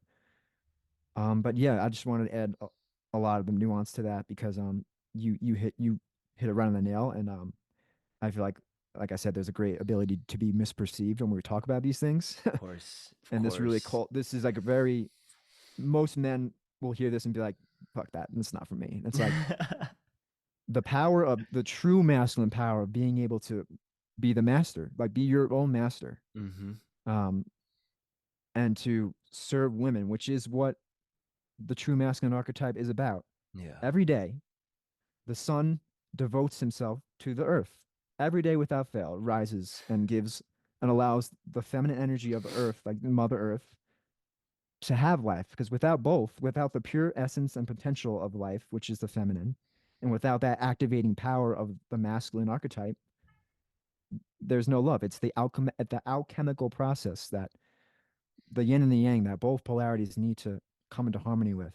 Mm. Um, so that is part of what I'm all about. I'm trying to instill in men with this podcast, and I'm so glad that you're aligned with that. And I'm Yeah, so glad bro. we had that conversation because, Needed yeah, to, man, bro. I've noticed like, and I know for those you men listening, I know this is true. Like after like you bust a nut, right? It's like you feel like you're like gonna go to sleep. Like you feel like the drive is not there. Yeah.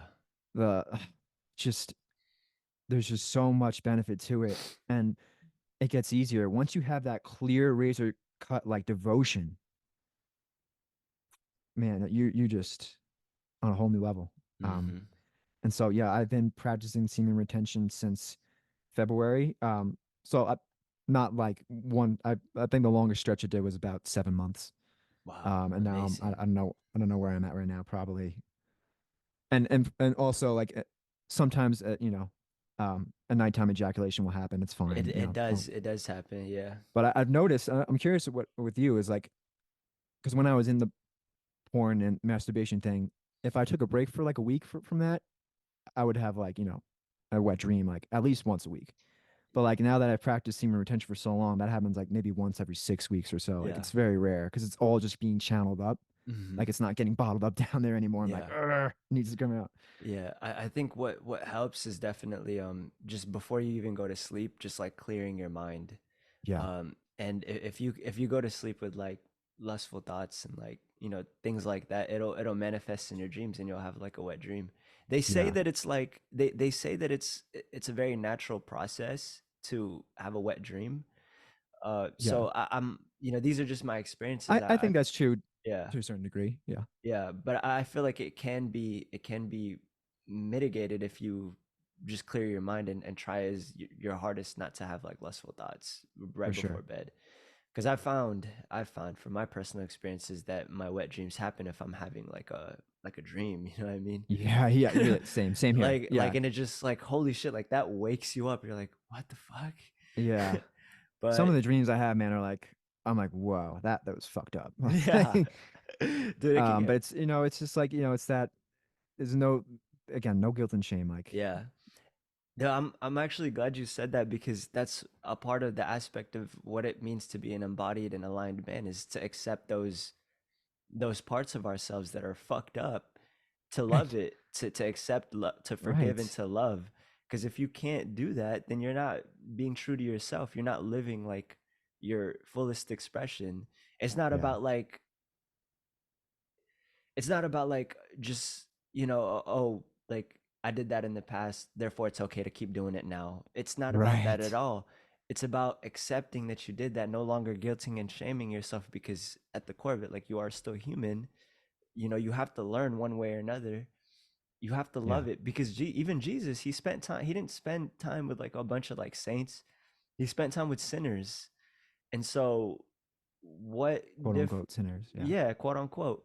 So what difference does that make us, like, in the way that we, you know just carry ourselves or the way that we talk to ourselves, if you can't Right. accept those dark parts of yourself, and if you can't be like honest about it, because I've been honest with my partner about some dark shit, some real dark shit. Like I'm talking about like I'm crying to her at night because if I told her this, my mind or my ego would think that she'd leave me, and I've told her, you know what I'm saying? So you have to be like really honest with yourself and accept it, shed light on it, and to love it. And when you can do that, oh my goodness, like you just feel so authentic about the way you show up in all aspects of your life, whether that be through your business, through your personal life, and your relationships.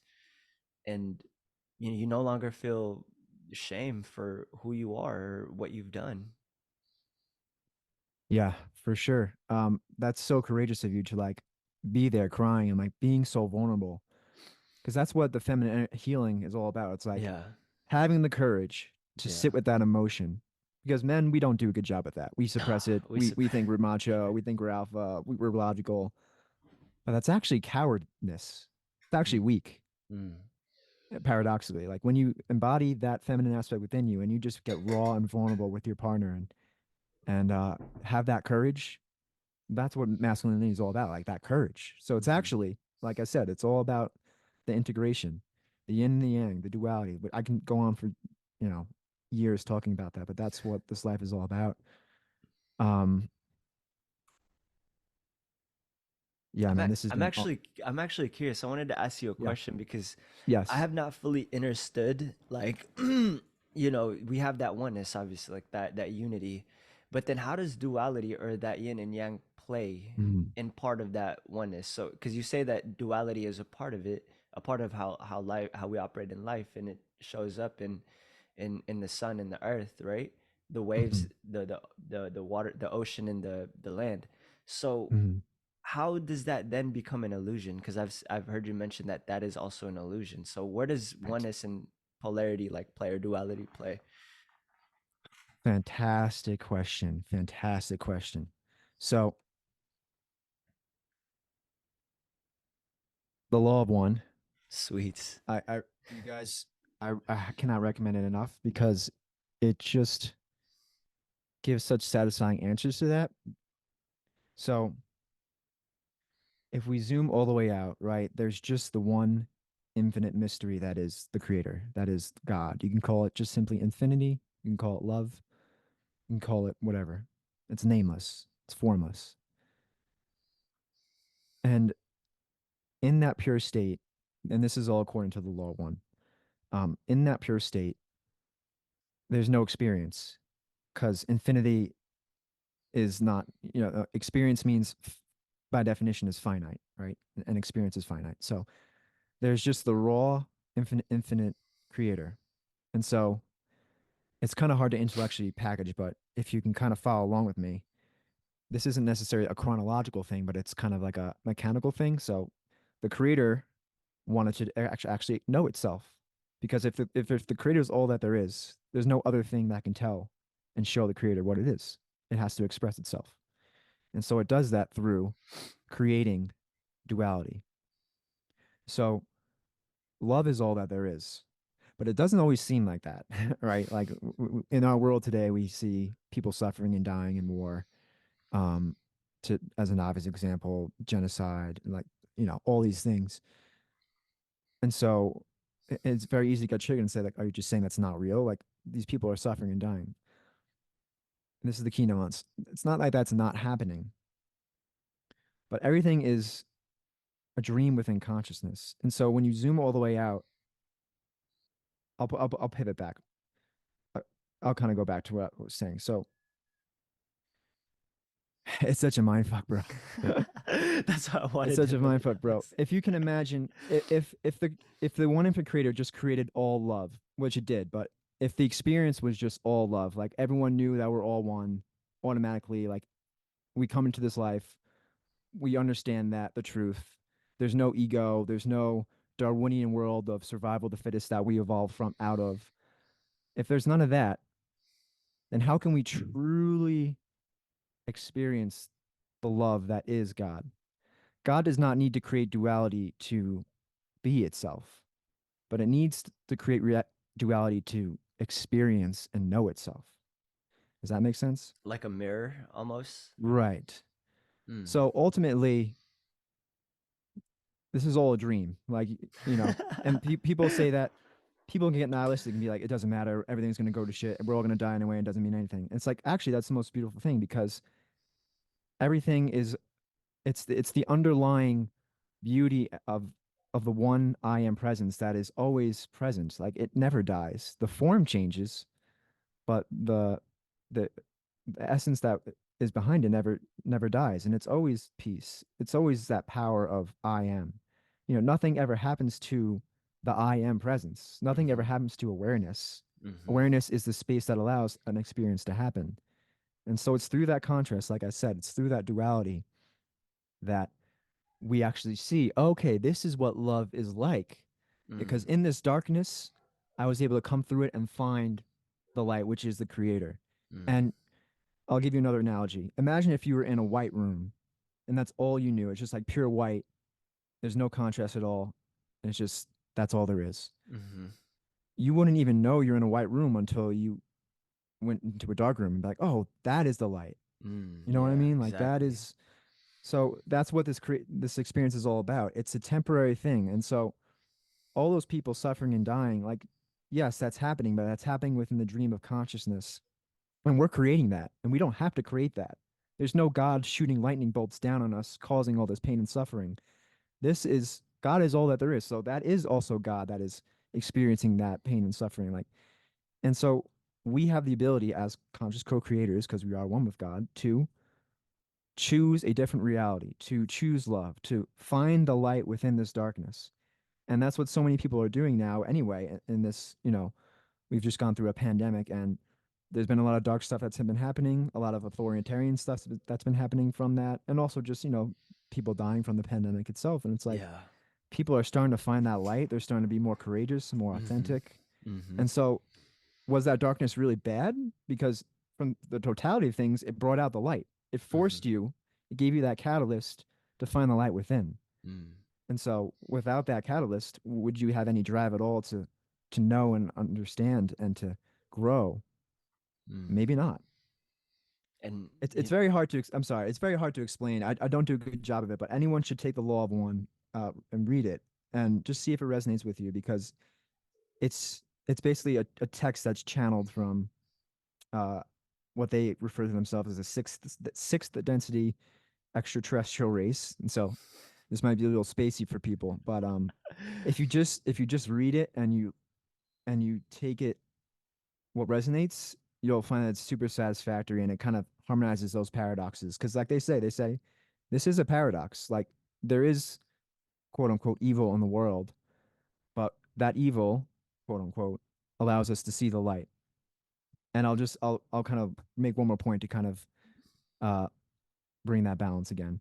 So they say that the darkness is an illusion in the sense that we're in this third we're in this experience of Earth, right? And eventually we're going to evolve into a new experience called fourth density. That's what Aaron Abke talks about, where every human being, and this is going to take a few thousand years from now, will come to an understanding that all is one, and the natural psychic abilities and the telepathy that comes with that. We hear about all these extraterrestrial stories about that. How they're always, telepathic. They're higher density beings. They've gone through the same suffering and egoic stuff that we've gone through, and they're just at a later stage. They've transcended all that, and they've realized that it's all about love. But they also say that there is also a small percentage of civilizations that actually go the opposite way and they go totally dark, like authoritarian. Like you can imagine if it was like Nazi Germany on the yeah. whole planet and Yeah. they kind of like form their own empire. Um, and so that continues, and then even higher density beings become like non-physical beings at that point, which are quote unquote evil and all about service to self, which is the opposite polarity of service to others. And they say that at the end of time, which there is no time anyway, but at the end, there's only a certain point. There comes a certain point where those that go down that negative path hit a wall because they realize they can't evolve any further because they've been evolving through the illusion. And so they kind of take the ego from our density and they kind of lean into it and perpetuate it and refine it throughout their evolution into becoming like you could say a quote unquote demonic entity. And then they That's reach a certain point where they choose that they recognize that they have no choice. They have to reverse their polarity and they actually have to fully step into the love of the creator because an illusion can only go so far. Um, and so there's that saying, I think, the greater the sinner, the greater the saint. So because they asked Ra, they're like, oh, so does that mean that when they get to that point, do you have to like work backwards from there and like, you know, go through the whole process again? They're like, actually, no, it happens almost instantaneous because it's like a charge. mm, You could think of like the polarity of like service to self and service to other as a charge. And once they see that, once they actually recognize that all is one and not through the distortion of an ego and saying like all is one, so that means I can do whatever the fuck I want and rule with an iron fist, then all that power that they built up reverses completely and they go back into, one with the creator. So it all circles back to that non-dual, all is one. There's the infinite mystery that cannot be understood. It's a continuing growth and an evolution of mystery. mm. Dude, this is one of the most like fascinating podcasts that I've done, bro. That I've had the pleasure of freaking sitting down Yeah. and just having this conversation. And there's and Man. just to end off of that, because there's this one quote that just puts a tear to my eye, like every Mhm. time I read it, man, and it just sums it up so perfectly. Oh yeah, share that. So this is at the end of book one, and so they're asking Ra, who's being channeled through one of the people in the group. This is in the 1980s. They ask Ra, okay, because like there's like the positive positively polarized, you could say, extraterrestrials, and there's the negatively polarized, right? And so they're saying that there's kind of like this interference, so to speak, with like telepathy and like channeling. Like sometimes people get channeled like negative information. Mm, Like, and actually, what a fascinating thing they say is like the Ten Commandments actually was because like Moses was like being led by a positively polarized extraterrestrial race. Um, but then he started to feel the pressure and the weight of like leading his people, and so the ego kind of started to creep in, and so mhm. a negative extraterrestrial race was able to kind of capitalize that, and they gave him the Ten Commandments, Oh and so they used snap, trickery because it seems like it's man. positive, right? Uh-huh. They cloak the positivity of like you shouldn't kill, you should obey your mother and father, but it's that thou shalt not, thou shalt obey. It's that little bit of like spin of authoritarianism that's Mm-hmm. so subtle but so clever, and that's what the surface of self, quote unquote evil You snake gotta, path is all about. dude, you gotta turn this into a reel, especially that part. You're gonna trigger a lot of people. Yeah, But people. you're also gonna shed a lot of light too. Yeah. Man. And so when I heard that, I was like, yeah, it makes so much sense because it never resonated with me. It's like if you truly are loving, you do that out of the goodness of your heart because you truly feel love for another, not because you feel like you're going to get punished for it. Mm. You know? Anyway, so to make a long story short, the quote that so they asked Ra about that. They're like, okay, how do we know if we're getting positive or negative information? Um, and Ra says,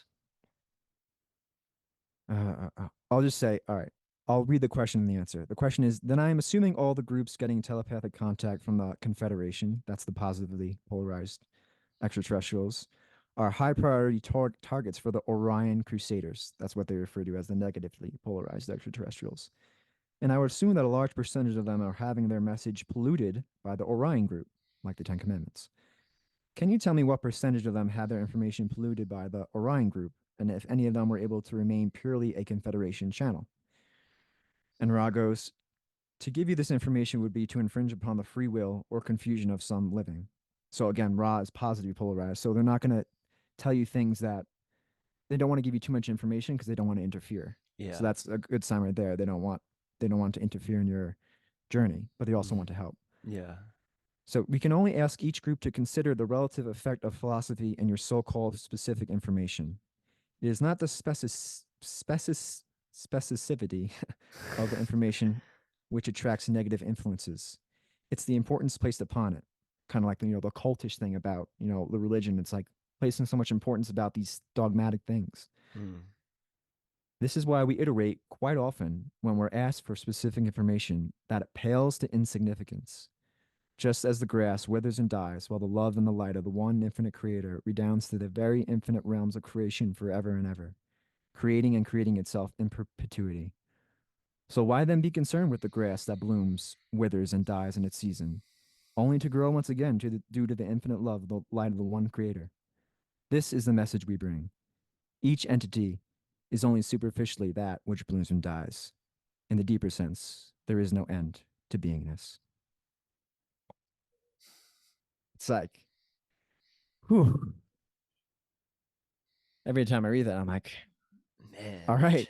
chills. A It, remembrance. yeah, A remembrance. it's a very powerful text. I mean, a lot of people might consider it a little bit too out there for them. But I'm just challenging you to just read it and see what resonates for you, because there is a lot of wisdom in that Yeah, in that for in that sure. work. Yeah. There's always gonna be like challenging of your worldview when it comes to like reading stuff like this. I was even challenged when I read the discourses. Hmm. Like what? Ascended masters? What? Like what? The I am presence? And it's just yeah, man. It just I don't know if you can teach that level of like hunger for like spiritual knowledge. Like you have to go through something to want that like desire to know the truth. Does It that all make comes sense? in it all comes in time. Everyone is in a different stage in their journey, Right, whether right. it's this lifetime or the next. Like, Mm-hmm.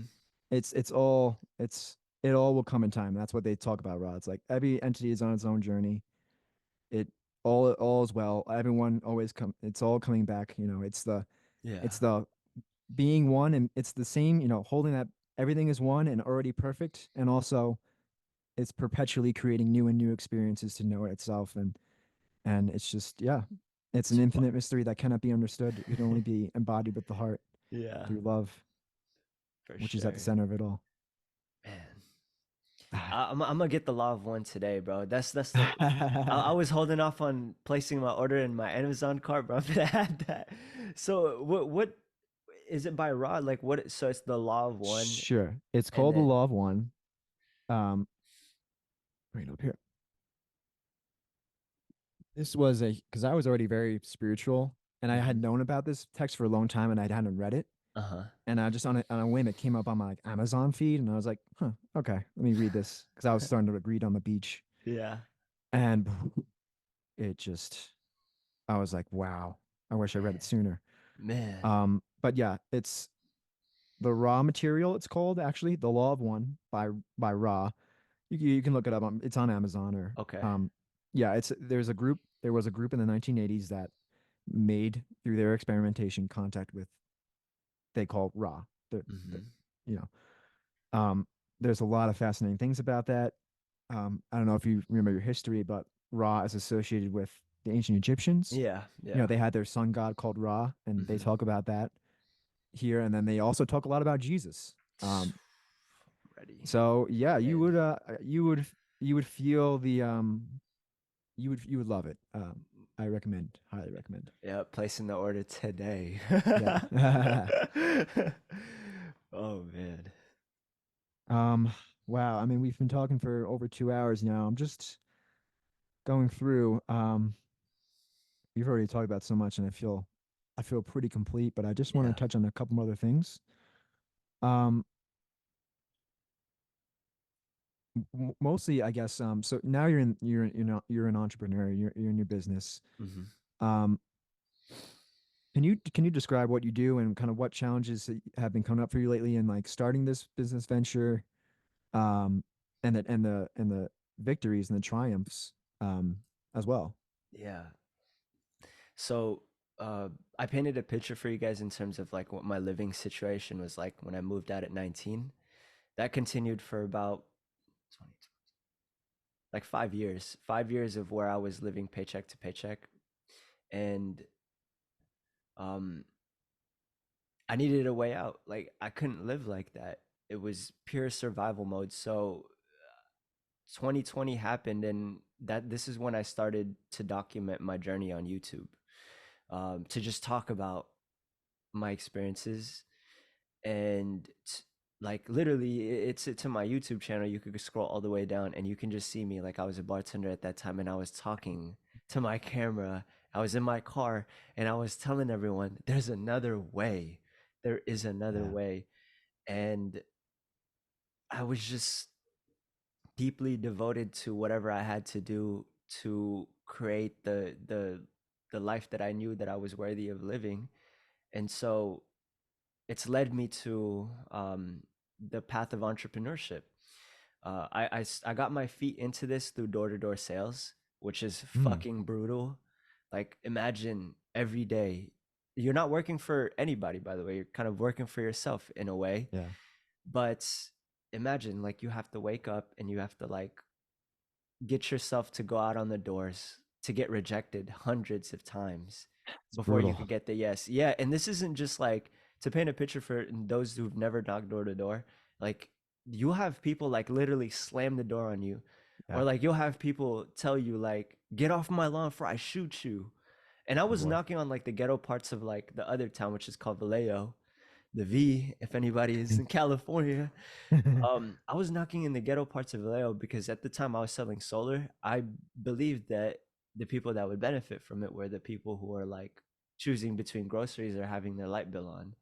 So that got me into entrepreneurship. It taught me the skill of sales, which is which is a very important aspect of building a business and building a brand. You have to be able to sell your what you believe in.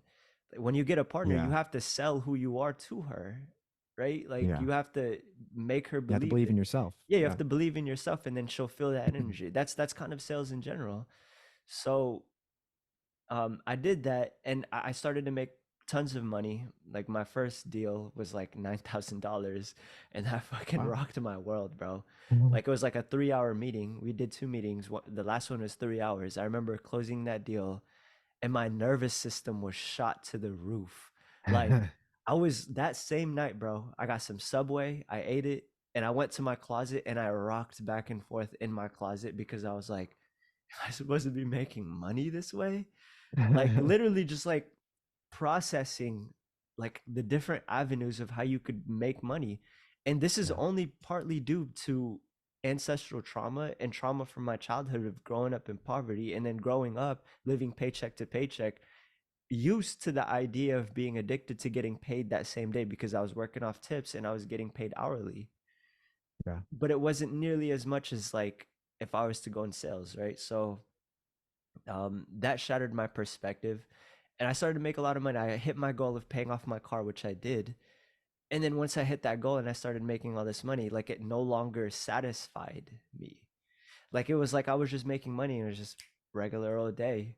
Yeah. And so I started to feel lost. That's during this time period I stopped making YouTube videos, which was like kind of like my true passion anyways, to document the journey in order to like get myself out of survival mode. And so when I started making all this money, I found myself going back to making videos. And so I made a choice. I could have stayed and been a like a multiple six-figure salesperson, because I was the top rookie, dude. Like, I came into that company and I was like the top sales rookie. Like, I had never done sales, bro. Never done sales. And I went into it within my first year. I closed like 30 deals.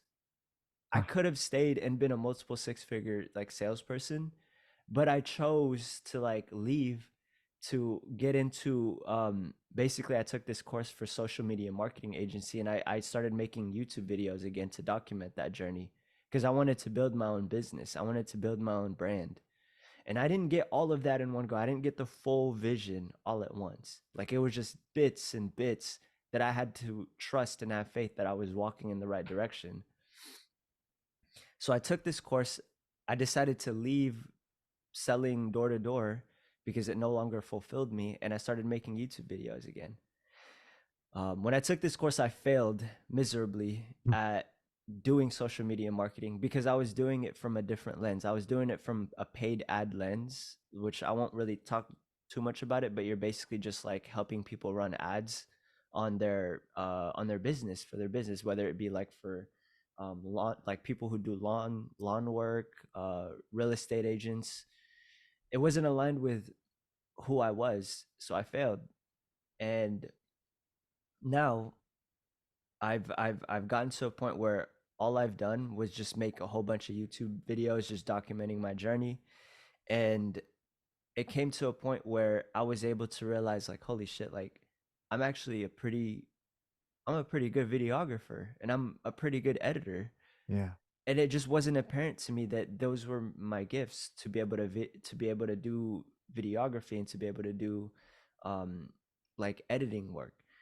um so once I realized my gifts through just like a year, like actually I had a real estate videography business that I also failed before I even went into sales, which is kind of like why I failed to begin with, because I didn't have those skills. So this was like a 3 year long journey of like trying to figure out how I can build what I want to build. And so now I'm at the stage where I've honed in on my gifts, which is to be able to help people build a brand through video, the video content, helping people show up in their most authentic selves when they want to build their personal brand.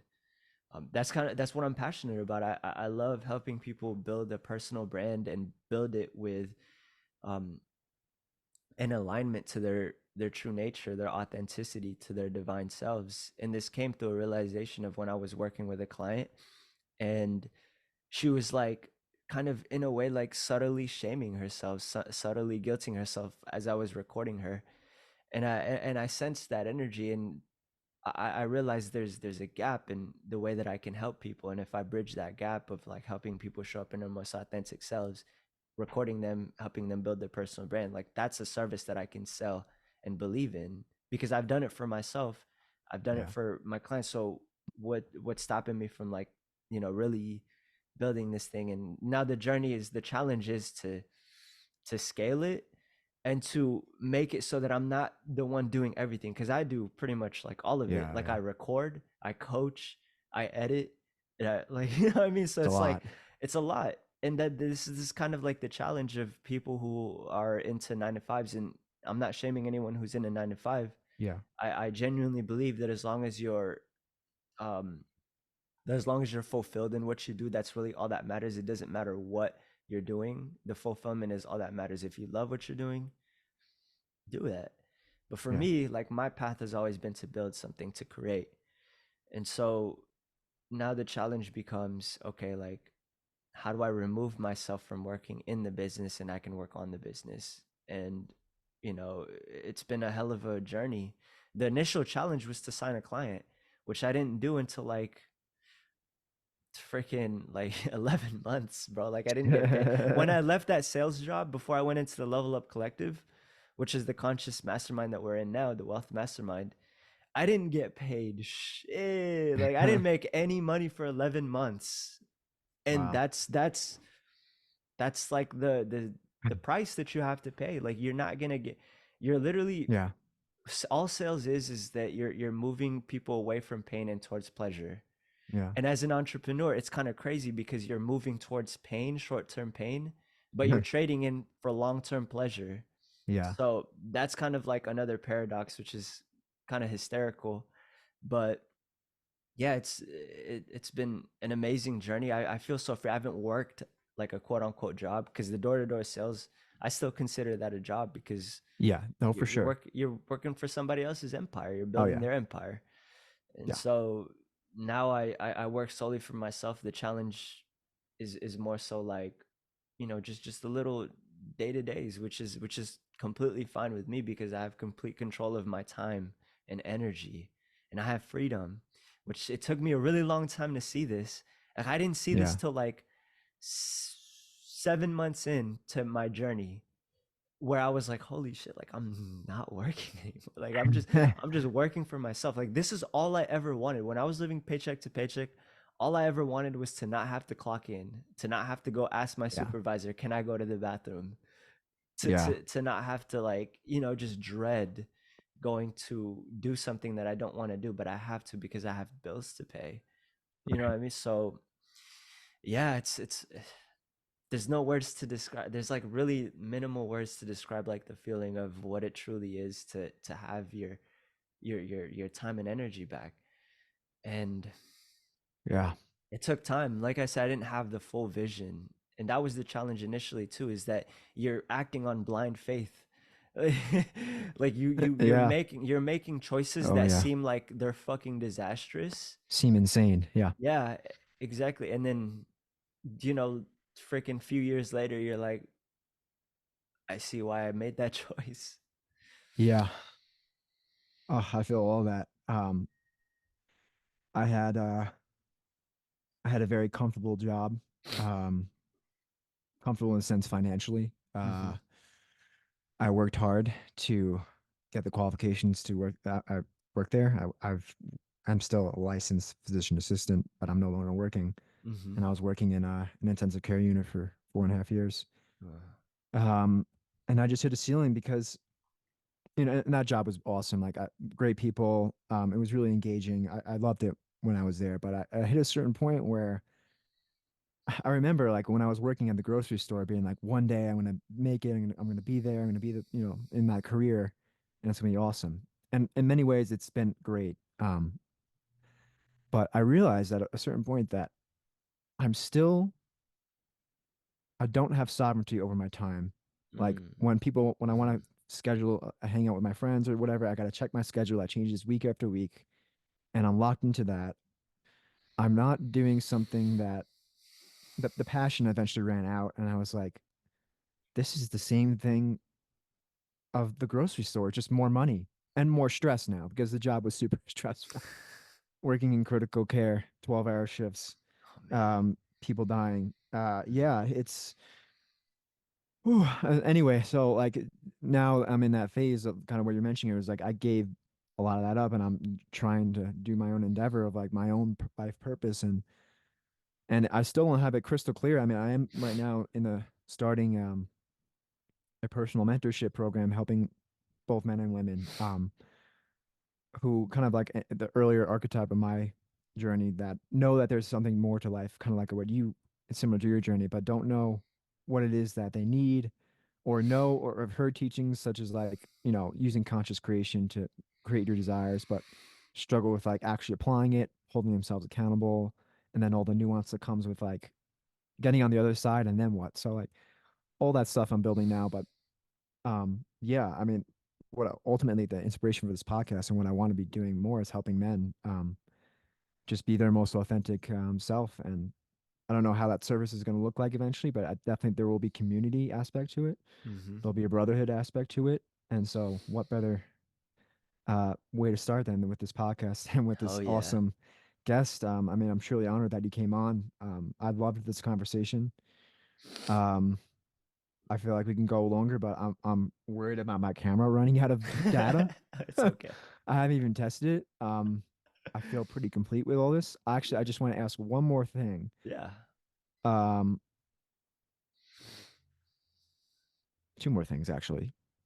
You you opened up to me. Well, on your Instagram handle, it even says it. You kind of came across through your journey. Your what do you would you know in your intuition as your God-given name, like Mm. the name that you're kind of like you could say your soul's essence is given, not just Mark Salazar. Can you just kind of speak on that a little bit and how has that what has that meant for you? Yeah.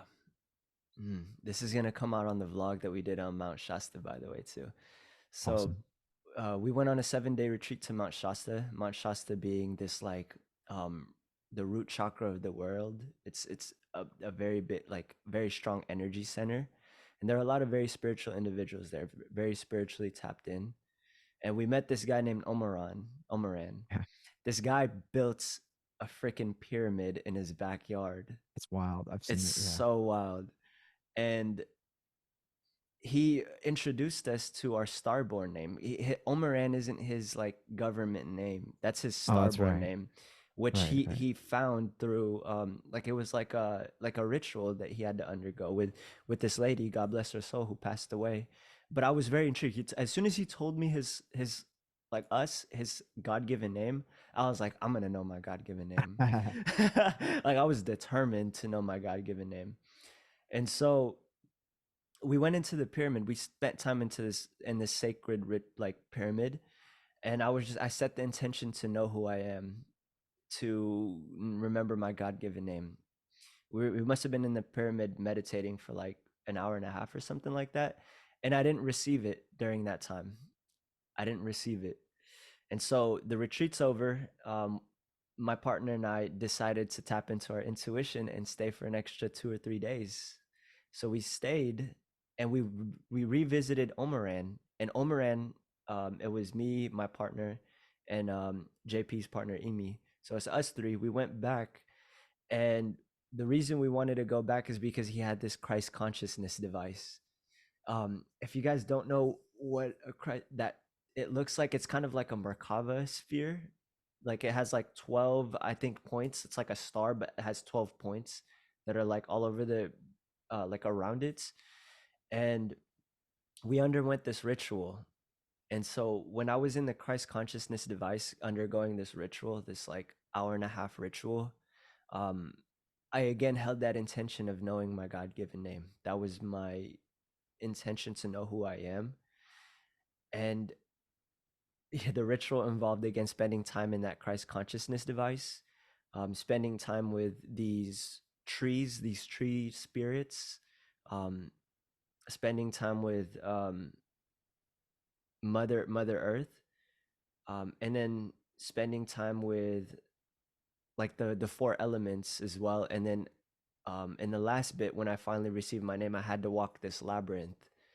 The labyrinth was very interesting to me because you basically he told us you can make a wish. When you go through the labyrinth, you can make a wish. And so I'm walking this labyrinth. I'm walking in the path and holding the intention of my wish, which was to know my God-given name. And I was receiving, I was opening myself up. And when Omaran told us initially when we first met him, the way he received his God-given name was he channeled his energy up and opened up his crown chakra. The crown chakra being like how you receive from divinity, right? It's your connection. So I opened up my crown chakra, and I'm walking in this labyrinth, and I reach the end and I make my wish. And I'm just keeping my crown chakra open, keeping my mind, my just that energy center in my mind open to receive. And I'm walking out the labyrinth, and I go and I sit down, and it just comes to me like a voice. And the voice said, Almakise. And that was what I received to be my God given name. And now, in order to like verify that this is true, there's this thing called muscle testing. It has to do with kinesiology and just like tapping into the infinite knowledge that our basically like our muscles have, or our it's like intuition tapping, basically Yeah. tapping into your intuition. And so the way it works is you muscle test. I used my elbow, and I was muscle testing to verify if this was my God-given name. And I kept getting a strong yes. And so the way you complete it is you say your God-given name out loud and make sure that it resonates. So I did that. And in order to further verify, I had JP, which was who took us to the retreat, who taught us all of these amazing modalities, and who founded the transcendence healing modality and introduced us to muscle testing.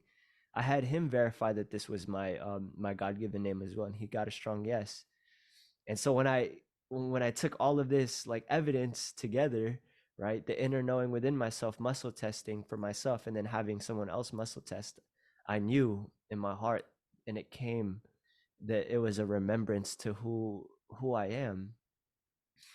And it feels amazing. It feels so divine. Like it's just like you remember like that you aren't just this one lifetime, and that's all you have to um know yourself as, that you are the creator, you are part of the creator, you are one with the creator. That's what it means to be one with the Yep. creator. That's why it's called our God-given name, because God gives us a name for our soul, our starborn name. And so for me to know that is a huge blessing.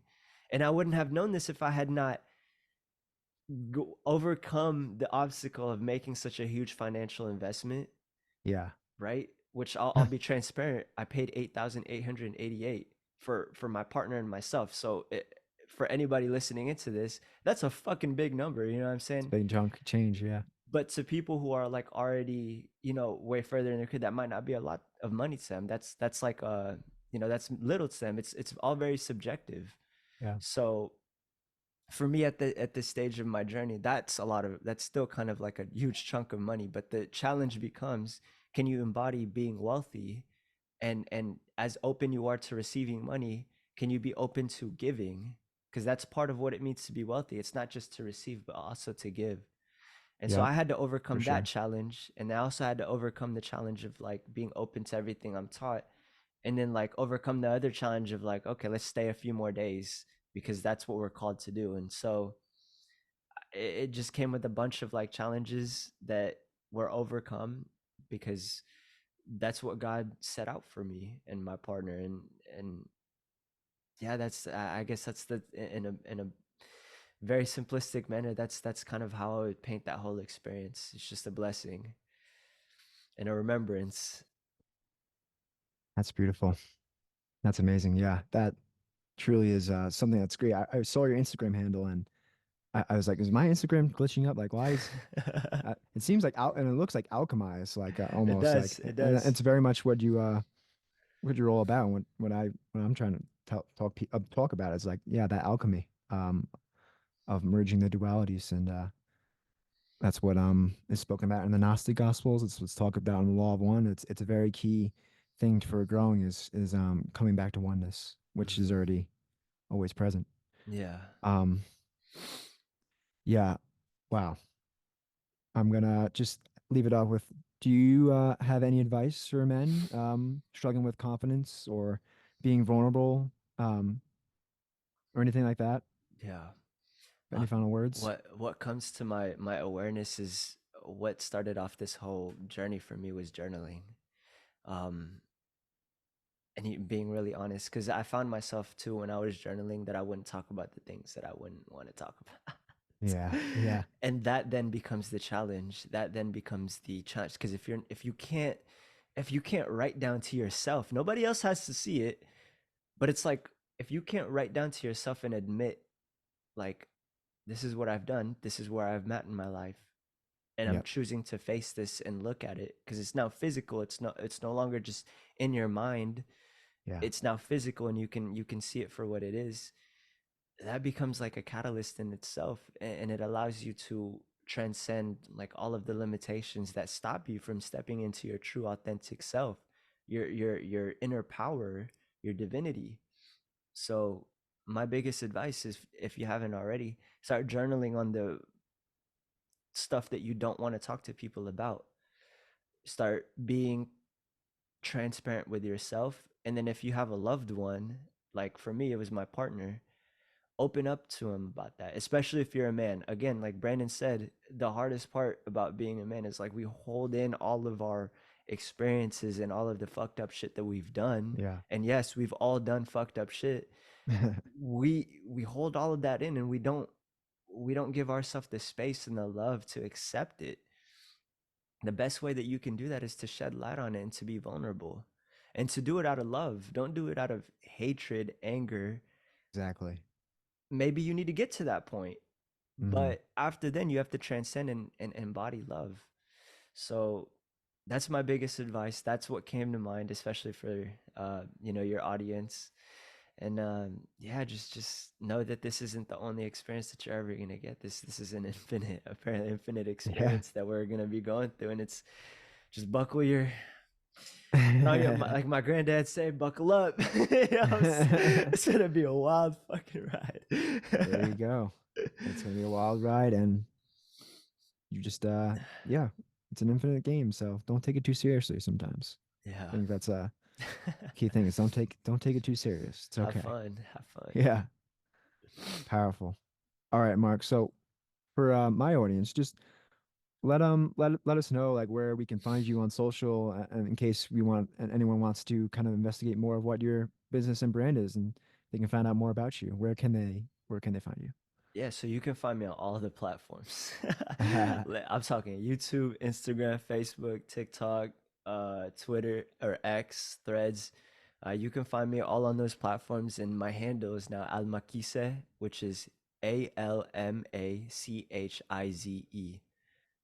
Mhm. that's where I'm more active on Instagram. So if you want to, feel free. My DMs are open. I love having thought provoking like discussions with people who are open to the all the topics that we talked about. Um, I want to say thank you to Mr. Brandon Burns, for hosting this amazing space. This has been one of the most inspiring and eye-opening and just overall just exciting like conversation that I've had to date. I've had a lot of amazing podcasts with a lot of amazing guests, but and I don't want to devalue the energy that they Right. brought too. But this Of was like course. because we had gotten to know each other in that retreat. This was Yeah. special, Yeah. I feel and that as well. and I really appreciate it. Thank you so much for having me in this space. God bless you, and God bless everyone tuning into this. Thank you. All right. Well, thank you, Mark, for coming on. I share all the love as well. I mean, this was a phenomenal conversation. I felt the flow of it was fantastic. And thank you, everyone, for tuning into this first episode. And thank you for making it this far to wondering where the lines are. All right, everyone. I will catch you on the next one. Take care.